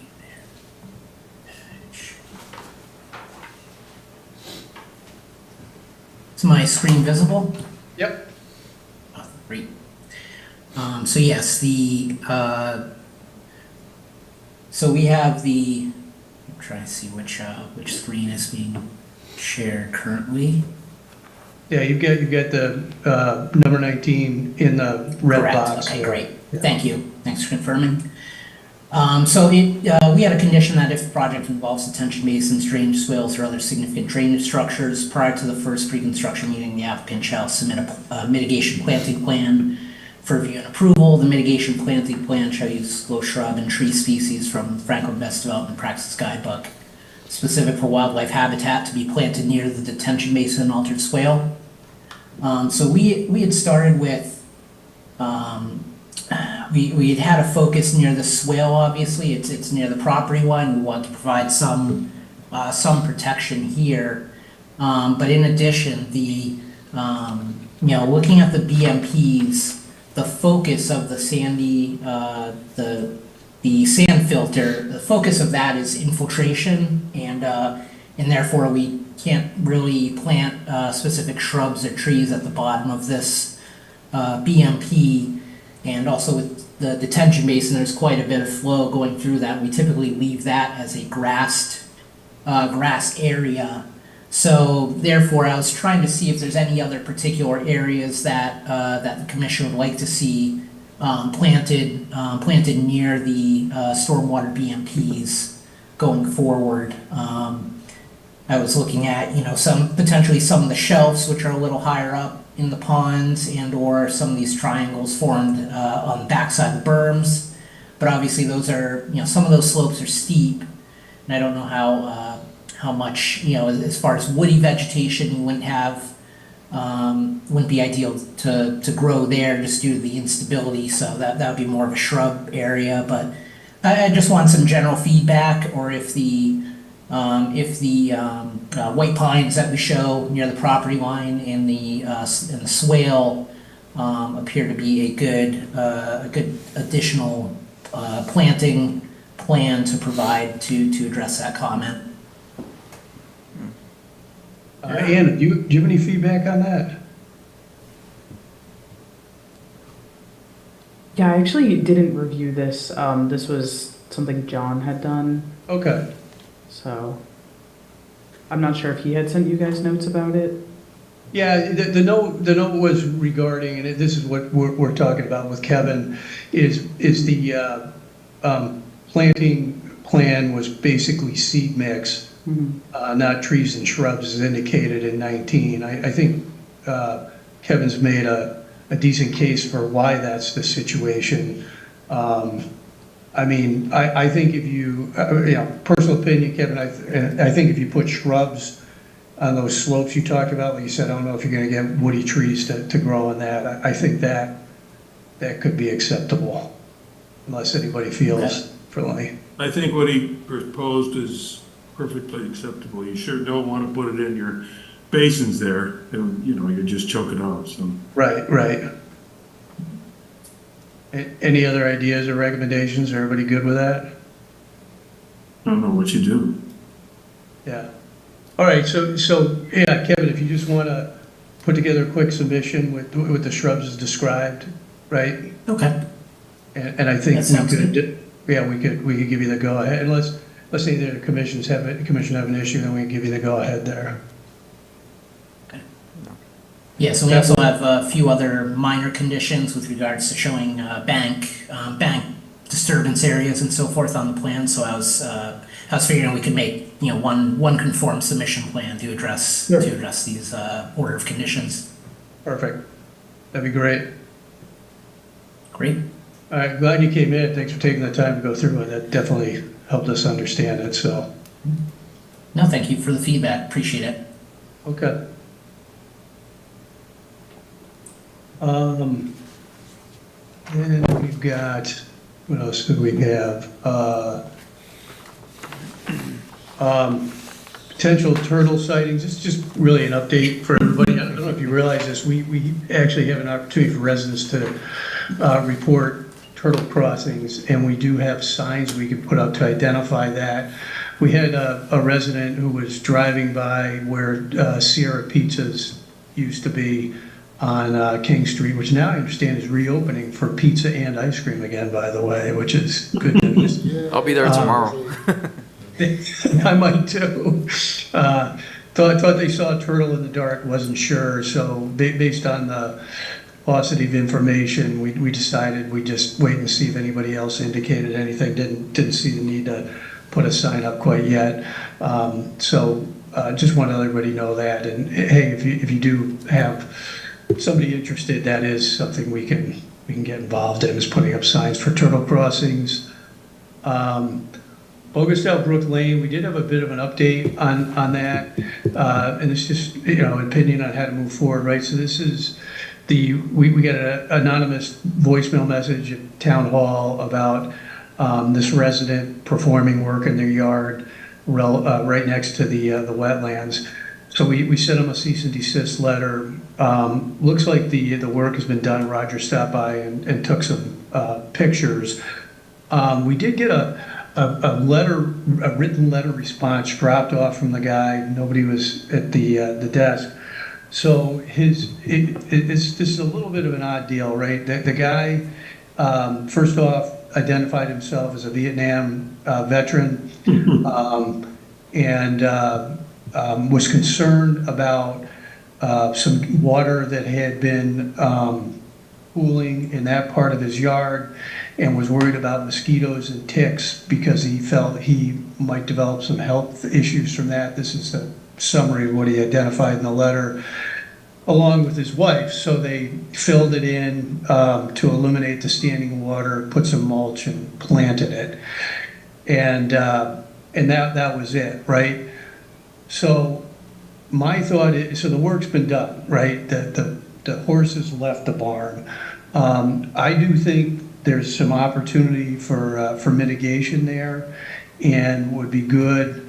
Actually, I think we were thinking this guy was going to need to file an NOI because it was work in the wetlands, which precludes an MBZA. So I think in his mind, he's dropped off the letter and given us a bit of the talk to the hand and moved on. That's an interpretation, but the tone of the letter that's the way I read it. I think I Googled, the guy signed it, so I've got his name now. I Googled, I've got a phone number. My inclination is to call him on the telephone, just explain the issue in greater detail, ask him to file the NOI, and say we'd like to potentially talk about mitigation and as a way to remediate some of the unpermitted work he did in a wetlands. That seemed like a reasonable move forward to everybody. Everybody have a different idea or thoughts on that? Sounds good to me. Okay. Yeah, sounds reasonable. All right. I'll let you know how it goes. Yeah, do that. Yeah, you bet. Right. Good luck. Good luck to me. Keep your head down. Yeah. Well, that's why it's gonna be on the telephone. So we got the applications for the commissioner vacancies. So that we have two. There were four applications or resumes, whatever you want to call them, told. Jamie Helen talked to all four of them, thought these were the two that would be most appropriate. So Tyler and I will work to have them come in to our next meeting, which hopefully will not be quite as long as this. And we'll talk to them and interview them like we did with Louis, Roger, and Nicole. So that we'll get that organized. The final piece is, and this just FYI, because this came up. Let me, hold on, I gotta bring up I did a little digging into the wetlands fund, right? I think, Richard, you brought it up. And, hold on a second, I have to log into this thing. This will take me 2 seconds.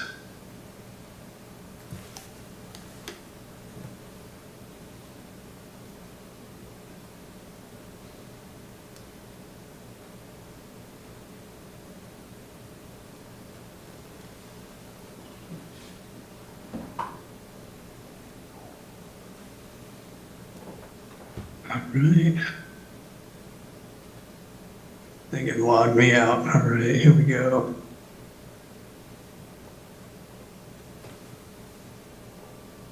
All right, so what do I do with that? I thought I put it, yeah, here we go. So this is like, you know, good to know, hey, who knows, maybe I get hit by a bus tomorrow, right? So you know what's going on here. So there's a woman named Maxine Kinhart at Town Hall that manages the fund for us, right? Or manages the fund. The current balance, which we'd asked, is $346,710. All filing fees for MBZAs, NOIs, ANRADs, et cetera, are what go into that fund. And anytime we want to use those funds, the money in those funds, as we're doing with that tree removal, we just have invoices submitted directly to her. So we were talking about it, got me curious. That's what I found out. I thought I'd just pass that along. So you guys know. So that was Good to know. Yeah. I mean, it kind of is, right? Thanks, Mark. Yeah, right. We might be ended up hiring somebody to fix that bridge. Right. I mean, that's, yeah, potential. We just got the minutes, so we haven't had a chance to look at those, so I don't think we're gonna vote on those till next meeting. So that's really it. So unless there's anything else, we could take a motion to adjourn. I'll give you a motion to adjourn. I'll second that. I did want to bring up one And I'll thing. vote to adjourn.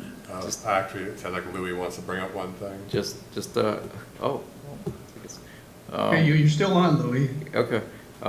Just because it was brought up on yesterday's, was it the town council meeting? Yeah. And then somebody made me become aware of it.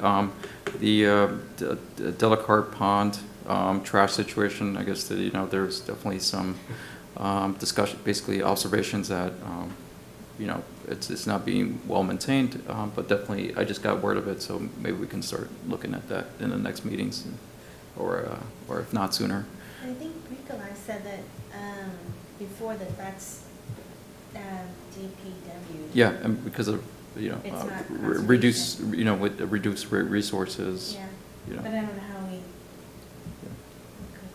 Yeah, it's so really just kind of, it's been brought up. This is conservation land. It falls under us. So I think it's we definitely have we're definitely part of the the word on how we take care of this as well. So but There was a trash barrel out there, right? I think they took them out. They took it away. Yeah, not anymore. I was there yesterday, and yeah, they're taking them. Yeah, so I also took also went out there and picked up whatever I could, but definitely something that we need to see if we can. So the trash barrel's gone and people are just leaving the trash on the ground? Is that kind of what's? That's about it, yeah. Yeah. So maybe. That's our problem, huh? Maybe we could pay for some signage that says There's- carry in, carry out. Well, that's what I was gonna say, pack it in, pack it out, Michael. Maybe we put up a sign, right, to help with that. Okay. I guess that's it. Okay. And we could also put on a sign, smile, you're on camera. I'll put the cameras. Yeah. I just installed some at the VFW last weekend. So, yeah, I'm good. I'll just say Are one we more done? thing. Yeah. We're adjourned. Thank you, guys. Oh, Ted? I was just gonna say thanks to Ryan and Jenny for fixing up playground equipment thing at Delcart yesterday. Yes. when we- Oh, yeah, yeah.